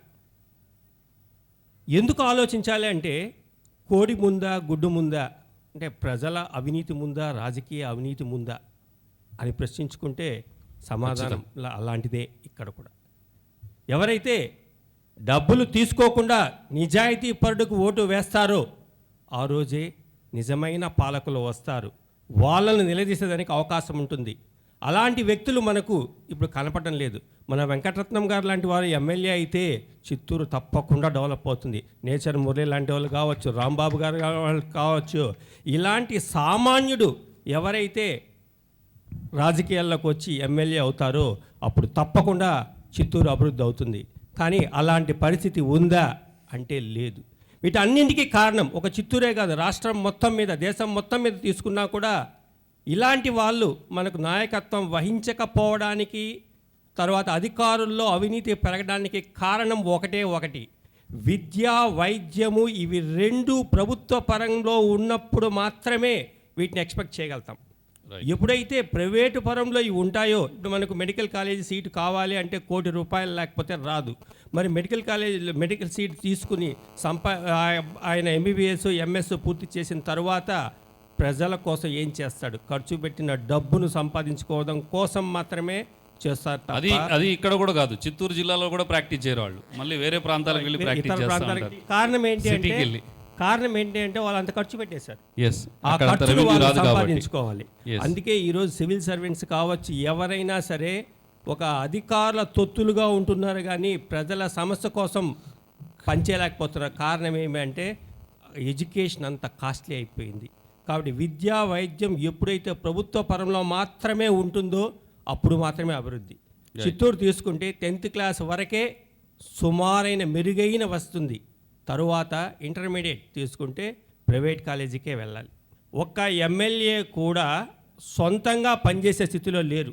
కారణం ఏంటంటే మన జిల్లాలో 2 ముఖ్యమంత్రులు ఉన్నారు, అప్పుడు ముఖ్యమంత్రి పరిధిలో పనిచేశారు. ఒకసారి ఎమ్మెల్యే అయిన వ్యక్తి అధికారంలో పార్టీ ఉండదు, ఇంకొకసారి ఒక ముగ్గురు మంత్రులున్న అధికారం ఒకరి చేతుల్లోనే ఉంటుంది, మిగతా 2 చెప్పు చేతుల్లో ఉంటారు. కానీ చిత్తూరు ఎమ్మెల్యే మినిస్టర్ అయిన సందర్భం లేదు. ఇక్కడ చిత్తూరు ఎమ్మెల్యేగా మినిస్టర్ అయ్యి ఇంకేదైనా హయ్యర్ పొజిషన్ తీసుకొస్తే అప్పుడు మాత్రమే ఆలోచన నుంచి అవకాశం ఉంటుంది. సో అక్కడ ఎమ్మెల్యేలకు కూడా ఎంపీకి కూడా అధికారం లేకుండా మౌన ముద్ర వహిస్తున్నారు. కారణం ఏమంటే పరిస్థితులు. దీన్ని ప్రజలు అవగాహన చేసుకుని నిజాయితీతో ఓటు వేస్తేనే రైట్. చివరిగా థ్యాంక్ యూ. రాంబాబు గారు ఒక చివరిగా మీరు కంక్లూడ్ చేయండి. ఫైనల్గా ఈ పార్లమెంటు పరిధిలో ఎవరిని ఎన్నుకోవాలి, ఎటువంటి నాయకులను ఎన్నుకోవాలి, అభివృద్ధి చేసేటువంటి నాయకులను ఏ రకంగా మీరు చూస్ చేసుకోవాలని మీరు ఒకసారి చెప్తారు ఫైనల్గా ప్లీజ్. ఎగ్జాక్ట్లీ. అభివృద్ధి చేసేవాళ్ళు అని వాళ్ళు మేనిఫెస్టోలో చెప్పినంత మాత్రం మనం నమ్మడానికి లేదు. ఇది నా అనుభవం మీకు చెప్తున్నాను. ఖచ్చితంగా నేను అఫిడవిట్ని ఇన్సిస్ట్ చేస్తున్నాను. ఎందుకంటే మేము పడిన కష్టాలు అంతా ఇంత కాదు. యూనివర్సిటీ గురించి, కాలేజ్ గురించి, కేంద్రీయ విద్యాలయ గురించి, ఇలా అన్నిటి గురించి కూడా, ఎస్పెషల్లీ గవర్నమెంట్ హాస్పిటల్, అపోలో, ఎన్ని పబ్లిక్ ఇష్యూస్ మీద ఫోర్ట్ చేస్తూనే ఉన్నాం. ప్రజలకు కూడా తెలియాల్సింది ఏంటంటే ఎంపీ చేయాల్సిన పని ఎంపీ చేయాలి, కార్పొరేటర్ చేయాల్సిన పని కార్పొరేటర్ చేయాలి, ఎమ్మెల్యే చేయాల్సిన పని ఎమ్మెల్యే చేయాలి. ఇక్కడ ఏమవుతుందంటే ఒకరి దాంట్లో ఒకరు జోక్యం చేసుకోవడం మూలాన కుళాయి నీళ్ళు రాలేదంటే ఎంపీకి ఫోన్ చేయడము, ఎంపీ చేయాల్సిన పని ఏమిటో మనకు తెలియకపోవడము, అండ్ రెండు MLA as well as MP elections ఒక్కసారి మనకు రావడం కూడా దౌర్భాగ్యం అండి. రెండు విడివిడిగా వచ్చుంటే ఎవరెవరి విలువలు వాళ్ళకి తెలుస్తుంది. ఇప్పుడు ఏమవుతుంది, మన ఎంపీని మేము చిత్తూరులో మేము చూడనే లేదు. ఇప్పుడున్న ప్రజెంట్ ఎంపీ మహా అయితే మంత్రి వచ్చినప్పుడు, ఇంకో సీఎం వచ్చినప్పుడు చిత్తూరుకు వస్తారు. పుట్టేప్పుడు ఆయన ఎవరూ చూడలేదు. నేను చాలాసార్లు ఫోన్ చేస్తాను. ఫోన్ చేస్తే మీ ఆఫీస్ ఎక్కడండి, తప్పకుండా చెప్తానండి, ఈసారి ఖచ్చితంగా మాట్లాడదాం మనము అంటాడు. కానీ ఆయన మాట్లాడిన పాపాన పోలేదు. మనకి మళ్ళీ ఆయనే ఒక పార్టీ తరపున కండక్ట్ చేస్తున్న పోటీ చేస్తున్నారు. సో ఎవరి పని వాళ్ళు చేయాలి, ఇంకొకరి దాంట్లో జోక్యం చేసుకోకూడదు. కానీ ఎందుకు చేసుకుంటున్నారు అంటే పెట్టుబడి పెడుతున్నారు కాబట్టి. రాజకీయం అనేది ఇన్వెస్ట్మెంట్ బిజినెస్, అదొక పోర్ట్ఫోలియో అయిపోయింది. సో దాని మీద పెట్టుబడి పెట్టి కార్పొరేటర్లందరినీ కూడా వాళ్లే గెలిపించుకుని అంత పెట్టుబడి వాళ్ళు రాబట్టుకోవాలంటే ప్రజలకు నిజాయితీగా సేవ చేస్తారని మనం ఊహించడం మన మూర్ఖత్వం. సో అందుకని ప్రజల్లో అవగాహన పెంచాలి, సివిల్ సొసైటీలో మార్పులు రావాలి. అంత పెట్టుబడి పెట్టడానికి కూడా ప్రజలే కారణం అని రాజకీయ నాయకులు అంటున్నారు. డబ్బులు ఇస్తే గానీ ఓట్లు లేని పరిస్థితుల్లో, డబ్బులు ఇస్తే గానీ ఖర్చు పెట్టలేని పరిస్థితుల్లో ఉన్నది. ఎందుకు డబ్బులు ఇవ్వాలి? ఇక్కడ ఉన్న వాళ్ళందరూ కూడా ఎమ్మెల్యేలుగా ఎంపీలుగా పోటీ చేయొచ్చు, కానీ వీళ్ళకి ఓట్లు పడతాయా? పడవు. ఎందుకు పడవు అంటే కేవలం ఆర్థిక బలం లేక. ఒక్క నిమిషం, ఓటుకి డబ్బు తీసుకుని ఓట్లు వేసే వాళ్ళు ఎంత పర్సెంట్ ఉంటారండి? 100 మందిలో ఎంతమంది ఉంటారు మీ ప్రకారం? చెప్పండి. ఖచ్చితంగా 40 నుంచి 45% ఉంటారు డబ్బులు తీసుకునేవాళ్ళు. Yes, I think you are on high side. అంతకన్నా ఎక్కువ మనకి కులజాడ్యం ఉంటుంది. కులజాడ్యం బాగా ఏలుతోంది ప్రస్తుతం. సో కులజాడ్యంతో కాకుండా కనీసం మీ అభ్యర్థి యొక్క వాడి చరిత్ర తెలియకుండా మనం ఓట్లు వేయాల్సి వస్తుంది. కర్మకాలి అంటే ఒక అభ్యర్థిని ఎన్నుకునే ముందు ఖచ్చితంగా వాళ్ళ గుణగణాలు, వాళ్ళ బ్యాక్గ్రౌండ్, వాళ్ళ ఎడ్యుకేషన్ క్వాలిఫికేషన్, వాళ్ళు గతంలో చేసిన సేవ, లేకపోతే రాబోయే రోజుల్లో చేస్తారా చేయరా అన్నటువంటి అంచనా, ఇవన్నీ అంచనా వేసుకోవాలి. వాళ్ళు ఇచ్చేటటువంటి, వాళ్ళు చెప్పేటటువంటి కార్యక్రమాలు, చేసేటువంటి వాళ్ళ బ్యాక్గ్రౌండ్, వాళ్ళ గుణగణాలు, లేకపోతే వాళ్ళ గతంలో ఎవరు సర్వీస్ చేశారా లేదా, ఇది సర్వీస్ చేయగలిగే నాయకుడా లేదా అనేటువంటి ఈ విషయాలన్నింటినీ కూడా ప్రతి ఓటరు ఓటేసే ముందు ఆలోచించాలని మీరు అంటారా? కరెక్ట్. నామినేషన్ ఫామ్ వేస్తున్నారండి. నామినేషన్ ఫాము నకల్ని అక్కడ తగిలిస్తున్నారు. ఎవరు వెళ్ళి చూశారు? నేను వెళ్ళి చూశాను. ఎలక్షన్ కమిషన్ వెబ్సైట్లో డౌన్లోడ్ చేసుకున్నాం. అప్పుడు కానీ మన నాయకుడు ఏ మాత్రం వాడని తెలియదు. ఇప్పుడు ఎవరికి తెలియదు. నిన్న కాక మొన్న వచ్చేసి 20 పెద్ద పెద్ద కార్లు వేసేసుకుని వాళ్ళు తిరుగుతుంటే ఓహో ఇతనా అని అనుకోవాల్సిందే తప్ప చూసి చూసి చూసి అదే మొహాల్ని మనకు తెలియకుండా బై డిఫాల్ట్ ఓటు వేస్తున్నాం. మనం అతని గురించి తెలుసుకోలేని పరిస్థితి ఉంది. అదే నిలదీశాం అనుకోండి. ఖచ్చితంగా చిత్తూరు పార్లమెంటు పోటీ చేసే అభ్యర్థులు, అదేవిధంగా చిత్తూరు పార్లమెంట్లో పోటీ చేసేటువంటి అసెంబ్లీ అభ్యర్థుల గురించి ప్రతి ఒక్కళ్ళు తెలుసుకోవాలి. వాళ్ళ గులగణాలు, వాళ్ళు ఏం చేశారు, ఒకవేళ ఎమ్మెల్యేగా ఎలక్ట్ అయి ఉంటే, ఎంపీగా ఎలక్ట్ అయి ఉంటే, గత 5 ఏళ్ళుగా ఈ ప్రజలకు ఏం చేశారు, రాబోయే 5 ఏళ్ళుగా ఏం చేయబోతున్నారు అనేది చివరిగా ఒకసారి మీరు కంక్లూడ్ చేయండి సార్. ఒక పాయింట్, ముఖ్యమైనటువంటి ఒక విషయం మీరు ఇక్కడ ఉండే వాళ్ళు అందరికీ ప్లస్ న్యూస్ 360 కూడా గమనించాల్సిన విషయం ఏమంటే, ఇది చాలా చాలా ముఖ్య విషయంగా ఉంది. నేను చెప్పడంలో వదిలేస్తాను. ఏమంటే రాష్ట్రం మొత్తం మీదట అన్ని మండల హెడ్ క్వార్టర్స్లో కానీ లేదు నగరాల పట్టణాల్లో కానీ మహిళా సంఘాల తరఫున వాళ్ళందరూ చాలా సంఘాలు ఒక చోట ఒక బ్యాంక్ దగ్గర లేదో ఎక్కడో వస్తారనమాట. దాదాపు ప్రతిరోజు 200 నుంచి 500 మంది దాకా మహిళలు ఈ కేంద్రాలకు వస్తూ ఉన్నారు. వీళ్ళకి ఈ టాయిలెట్ ఫెసిలిటీస్ అంటే యూరినల్స్ అనేది లేకుండా చాలా అవమానకరమైన, అంటే వేల కోట్ల రూపాయలు స్వచ్ఛ భారత్ పేరుతో ఖర్చు పెట్టినట్టుగా గత సంవత్సరాలు చెప్పినటువంటి ఈ ప్రభుత్వాలు ఉండండి సార్, ఈ ప్రభుత్వాలు ఇంతవరకు ఏ మండల కేంద్రంలో కానీ ఒక టాయిలెట్ ఉండి దాన్ని సక్రమంగా మెయింటైన్ చేసినటువంటి పాపాన పోలేదు. కాబట్టి రాష్ట్రం మొత్తం మీద హరిబాబు గారు రాష్ట్రం మొత్తం మీద మొట్టమొదటి కార్యక్రమంగా టాయిలెట్ ఫెసిలిటీస్ మండల కేంద్రాల్లో మహిళల కోసం 24 గంటలు నీళ్ళ వసతితో ఉండేటువంటి టాయిలెట్ ఫెసిలిటీసు కట్టాలని చెప్పి చిత్తూరు పట్టణంలో గాంధీ బొమ్మకి వెనక ఆ ఉండేటువంటి దీంట్లో ఒక modern international level toilet facility and ఇంకొక 4 టాయిలెట్ ఫెసిలిటీస్ కట్టాలి మహిళల కోసం. ఈ విషయం చాలా ముఖ్యం. నేను చాలా మందిని చూశాను. ఈ విషయం మీరు దీన్ని బాగా ఇచ్చేయండి, రాష్ట్రం మొత్తం తెలియాలి, ముఖ్యమంత్రులకి, మంత్రులకి, ఎమ్మెల్యేలకి. లేడీస్ నిలుచుకొని యూరిన్ని అట్లే నిలుచుకొని పోసుకోవడం ద్వారా కాళ్ళ మీద వచ్చి చీరలు తడిచి అవమానం పడి తల ఉంచుకొని పోయేటువంటి ఆడకూతుర్లు, అమ్మలు, అక్కలు, పిన్నమ్మలు ఈరోజు తెలుగు రాష్ట్రాల్లో 2 రాష్ట్రాలు ఎక్కడ చూసినా ఉన్నారు. ఇది చాలా అవమానకరమైన విషయం. ఇదే మొట్టమొదటి చదువు కంటే కూడా ముందు ఆత్మగౌరవం, ఆ మహిళల ఆత్మగౌరవం కోసం ఈ విషయం మీద ముఖ్య ప్రాముఖ్యత ఇవ్వాలని చెప్పి నేను ఈ సభాముఖంగా తెలియజేస్తున్నాను. Thank you. శోభారాణి గారు ఒకసారి లాస్ట్గా కంక్లూడ్ చేయండి. 1 ఇయర్గా మేము రిప్రజెంటేషన్ ఇచ్చి 1 ఇయర్ పైన అయింది సార్. ఎక్కడైతే సార్ చెప్పారో అక్కడ టాయిలెట్స్ కట్టించమని చెప్పి ఇంతవరకు పర్మిషన్ రాలేదంట. దానికి సంబంధించి ఇంతవరకు ఏ ఒక్క విషయం కూడా చెప్పలేకపోతున్నారు. ఎందువల్ల అంటే రాజకీయ నాయకుల ప్రభావం అలా ఉందన్నమాట. అక్కడ కడితే వాళ్ళకి ఏదో ప్రాబ్లం అంట.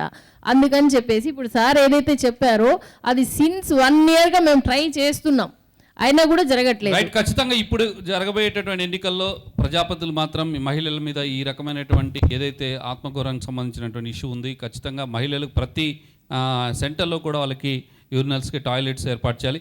బయోడైవర్సిటీ మీద చివరిగా ఒకసారి మీరు ఒక 2 నిమిషాలు మాట్లాడాలి. పర్యావరణం పైన ముఖ్యంగా చిత్తూరు జిల్లాలో జరిగినటువంటి విధ్వంసము చాలా హృదయ విదారకమైంది. 5,000 చింత చెట్లు, దాదాపు 250 కిలోమీటర్ల రోడ్ ఎస్టాబ్లిష్మెంట్లో దాదాపు ఈ 4 సంవత్సరాల్లో చింత చెట్లు మాత్రమే 5,000 చింత చెట్లు పోయినాయి. దాదాపు దానికి సంబంధించి గ్రీన్ బెల్ట్ దీని ప్రకారము గ్రీన్ హైవే పాలసీ 2015లో తీసుకొని వచ్చి గవర్నమెంట్ ఏమో లెక్కల ప్రకారము 245 లక్షల ప్లాంట్స్ నాటినాము, 51,178 కిలోమీటర్స్లు. అంటే ఏ హైవే కూడా ఇంతకుముందు ఒక రోడ్డు అంటే ఒక ఊరికి ఒక కానగ చెట్టో లేదంటే ఒక మర్రి చెట్టో ఒక వేప చెట్టో ఒక చిహ్నంగా ఉండేది. ఫలానా రామాపురం అంటే ఫలానా చెట్టు దగ్గర దిగి చూస్తేనే ఆ రామాపురం చేరుకునే పరిస్థితి. ఈరోజు చిత్తూరు జిల్లాలో ఏ ఊరికి పోవాలన్నా కూడా ఎక్కడ ఏ ఊరు ఉందో అనేటువంటిది ఒక జాగ్రఫికల్గా నేచర్ పరంగా మనకు అవకాశమే లేకుండా పోయింది. చాలా దారుణమైన పరిస్థితి. అసలు వేసినటువంటి కొత్త ఎన్హెచ్ ప్రాజెక్ట్స్ వచ్చినటువంటి మొత్తం దీంట్లో కూడా ఇంతవరకు ఒక ప్లాంటేషన్ అనేటువంటిది జరగలేదు. ఎన్నిసార్లు రిప్రజెంటేషన్ ఇచ్చినాం, చిన్న చిన్న మొక్కలు, 1,000 పొడుగుండే మొక్కలు 2 అడుగులు వచ్చి దానికి ఒక గ్రీన్ బెల్ట్ ప్రోగ్రామ్ ఉంది. 15 ఫీట్స్ యువతల అవతల కూడా మన గ్రీనరీ చేయాలా. అది జరిగినటువంటి పెద్ద విధ్వంసం చిత్తూరు జిల్లాకు.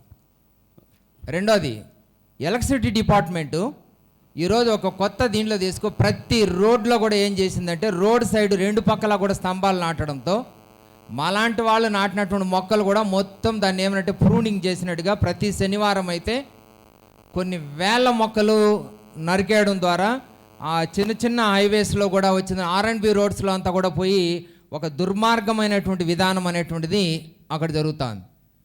మూడోది గ్రైనేట్ వల్ల జరిగినటువంటిది చాలా భయంకరమైనటువంటి విధ్వంసం జరిగింది. దాన్ని ఎక్కడ చూసినా కూడా రాజకీయ నాయకులకు ఇన్ఫ్లుయెన్స్ ఉండదు. వాళ్ళు మొత్తం ఆ డెబ్రీస్ని అంతా కూడా వచ్చినటువంటి వేస్ట్ని అంతా కూడా రోడ్ సైడ్ దోయేసి ఎక్కడ పడితే ఆడ దోస్తున్నారు. దానికి సంబంధించినటువంటి పాలసీని కూడా ఖచ్చితంగా తయారు చేసినటువంటి అవసరం ఉంది సార్. ఇంకా ప్రధానమైన సమస్య ఏమిటంటే దురదృష్టవశాత్తు చిత్తూరులో చెట్టు నాటడానికి ఎక్కడా చూడడానికి నర్సరీ లేదు. ఈ 4 సంవత్సరాల్లో ఒక నర్సరీ లేదు. ఒక వేప చెట్టో చింత చెట్టో పోయి తీసుకొని వచ్చి ఒక బర్త్డేకి నాటుదామంటే నర్సరీ లేదు. రెండోది ఇక్కడ ఫారెస్ట్ ఉంది. ఫారెస్ట్ అనేటువంటిది ఒకప్పుడు మేము చిన్నప్పుడు అంతా కూడా సైక్లింగ్ నేర్చుకునేదనుకో అదంతా తిరిగేవాళ్ళం. దాన్ని ఫెన్సింగ్ వేశారు. ఫెన్సింగ్ వేసేసి దాన్ని పూర్తిగా ఏం చేశారంటే ఏమంటే పబ్లిక్ రిస్ట్రిక్టెడ్గా చేశారు. కొంత లిమిటెడ్ ఫీజు కట్టాలా, వాళ్ళు మాత్రమే పోవాలి. కానీ అది చిత్తూరులో అది అందరికి సంబంధించిన హక్కు. ఎవరైనా సామాన్యుడు కూడా దాంట్లో తిరిగి అక్కడ ఉండేటువంటి ఆరోగ్యాన్ని పొందే హక్కుగా చేయాల్సినటువంటి అవసరం ఉంది సార్. ఇంకా ఒకటి ఏమిటంటే ఇప్పుడు దాదాపు బెంగళూరులో చూసాం ఇది మనం ప్రజల్లో రావాల్సినటువంటి మార్పు, ₹1,00,00,000 పెట్టి మినిమం ఇల్లు కడతారు. ₹1,00,00,000 పెట్టి ఇల్లు కట్టి ఒక చిన్న ఇంకుడు గుంతను నిర్మించేటువంటి పరిస్థితి లేదు. ఇది తక్షణము గవర్నమెంట్ ఒక మున్సిపల్ పాలసీలో ఊరికే ఏదో పర్మిషన్ ఇస్తారు కానీ ఇంకుడు గుంత అనేది లేదు. దాదాపు నేను 6 years అయింది. మోర్ దాన్ 1.5 lakh వాటర్ను నేను భూమిలోకి ఇంకించగలిగాను ₹5,000 ఖర్చుతో. Very good, very super. మొత్తం వాటర్ అంతా కూడా ఇంకించగలిగాం. ఖచ్చితంగా ఇది ప్రభుత్వాలు ఒక ఉద్యమం లాగా చేపడితే తప్ప ఇంకుడు గుంతలు అనేది అవదు. రెండోది సార్, చాలా ప్రధానమైనటువంటిది, మనం సివిల్ సొసైటీ కూడా మార్పు తీసుకురావాల్సింది. గవర్నమెంట్ పరంగా మారాల్సింది. Single use plastic, open alcoholic drinking ఎక్కడ చూసి ఎక్కడన్నా చూడండి, ఇది బీడు భూముల్లో మొత్తం కూడా ఏం చేస్తున్నట్టు అక్కడ కూర్చోవడం, వాటర్ ప్యాకెట్స్ డిస్పోజబుల్స్ అక్కడే డిస్పాచ్ చేయడం. దీన్ని బ్యాన్ చేయకపోతే అత్యంత ప్రమాదకరమైన స్థితిలో అన్ని బీడు భూములు మొత్తం కూడా ఏ విలేజ్లో ఎక్కడికి పోయినా, ఎక్కడ ఒక చిన్న భూమి ఉందని ఎక్కడున్నా కూడా వాడు బార్లో తాగడం వదిలేసి ఏం చేశారంటే పబ్లిక్లో కూర్చొని తాగడం, మొత్తం ప్లాస్టిక్ మయమైపోయింది. ఇది గవర్నమెంట్ మాత్రం ఖచ్చితంగా సార్ మనమందరం కూడా ఒక ఆలోచన చేయాలి దీనిపైన, ఒక పెద్ద పోరాటం అనేటువంటిది చేయాలా. ఇంకా చాలా విషయాలు ఉన్నాయి, కాకపోతే మనం ఇది కాబట్టి అట్లే ఫారెస్ట్ ఫైర్స్ కూడా ఎక్కువగా దీనిపైన కూడా మనం కొంత చర్య తీసుకోవాలా. Thank you sir. రైట్. ప్రకృతిని ప్రేమించండి, అదేవిధంగా ప్రకృతిని కాపాడండి అని చెప్తున్నారు. చిత్తూరు పట్టణమే కాదు, చిత్తూరు పార్లమెంట్లో ఉన్నటువంటి అన్ని నియోజకవర్గాల్లో కూడా ఈ రకమైనటువంటి ప్రకృతి విధ్వంసకరమైనటువంటి పనులు ఎవరు కూడా రాజకీయ నాయకులు చేయకూడదు, అదేవిధంగా వాటిని చేసే వాళ్ళని ప్రోత్సహించకూడదు అని చెప్పేసి ఇక్కడికి వచ్చిన వాళ్ళు చెప్తున్నారు. ఇది ఈరోజు చర్చా కార్యక్రమంలో పాల్గొన్నటువంటి మేధావులంతా కూడా చిత్తూరు పార్లమెంటు అభివృద్ధికి, చిత్తూరు పార్లమెంట్లో ఏ రకంగా చేసి అభివృద్ధి సాధిస్తుంది, ఉన్న సమస్యలు, అదేవిధంగా ఉన్నటువంటి సమస్యలకు పరిష్కారాలను కూడా చెప్పారు. మరి రేపు ఎన్నిక కాబోయేటటువంటి ప్రజాప్రతినిధులు, ముఖ్యంగా చిత్తూరు ఎంపీ కానీ చిత్తూరు పార్లమెంటు పరిధిలో ఉన్నటువంటి 7 అసెంబ్లీ నియోజకవర్గాలను ఎన్నికయ్యేటువంటి ప్రజాప్రతినిధులు ఖచ్చితంగా ఈ సమస్యల మీద దృష్టి పెట్టాలి, అందుబాటులో ఉండాలి, ప్రజల సమస్యలు చేయాలి. ముఖ్య విద్య, వైద్యం అందుబాటులోకి, సామాన్య ప్రజలకు కూడా అందుబాటులో విధంగా మెరుగైన సేవలు అందించాలి. అదేవిధంగా చిత్తూరు పట్టణానికి సంబంధించి దీన్ని ఒక స్మార్ట్ సిటీగా అభివృద్ధి చెందాలి, చిత్తూరు పట్టణాన్ని ఒక సుందరంగా తీర్చిదిద్దాలి, అదేవిధంగా ఇక్కడ ఉన్న ప్రకృతిని కాపాడాలి, అదేవిధంగా ఇక్కడ జరుగుతున్నటువంటి విధ్వంసాలను కూడా ఆపాలి, రైతుల్ని కాపాడాలి. ముఖ్యంగా రైతుల పక్షాన ఎన్నికయ్యేటువంటి ప్రజాపతిలు వాళ్ళకి బాసటగా నిలగాలి. మామిడి, చెరుకు, ఈ విధంగా ఈ రోజున పాడి పరిశ్రమలకు సంబంధించినటువంటి రైతులందరినీ కూడా కాపాడుకోవాల్సిన బాధ్యత రేపు ఎన్నిక కాబోయేటటువంటి ప్రజాప్రతినిధుల మీద, అందరి మీద ఉన్నది. వాళ్ళు సేవతో పాటు ఈ ఎన్నుకోబడుకున్నటువంటి వాళ్ళని ఎన్నుకున్నటువంటి ప్రజల సమస్యలను పరిష్కరించిన నాడే నిజమైన ప్రజాప్రతినిధులు అవుతారు. లేదంటే మాత్రం అందరిలాగానే వాళ్ళు కూడా ఇదే గాడిన కట్టే అవకాశం అయితే లేకపోలేదు. మరి చిత్తూరు పార్లమెంటు ప్రజలందరూ కూడా, ఓటర్లందరూ కూడా ఆలోచించాలి.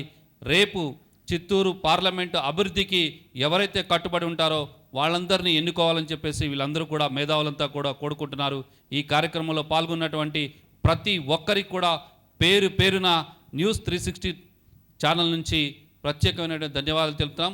మరో పార్లమెంటు నియోజకవర్గంలో మరో చర్చా వేదికలో మేధావులందరితో కూడా మరో ప్రయత్నం చేద్దాం. అప్పటి వరకు చూస్తూనే ఉండండి న్యూస్ 360, నిజం ఆలోచనను మారుస్తుంది.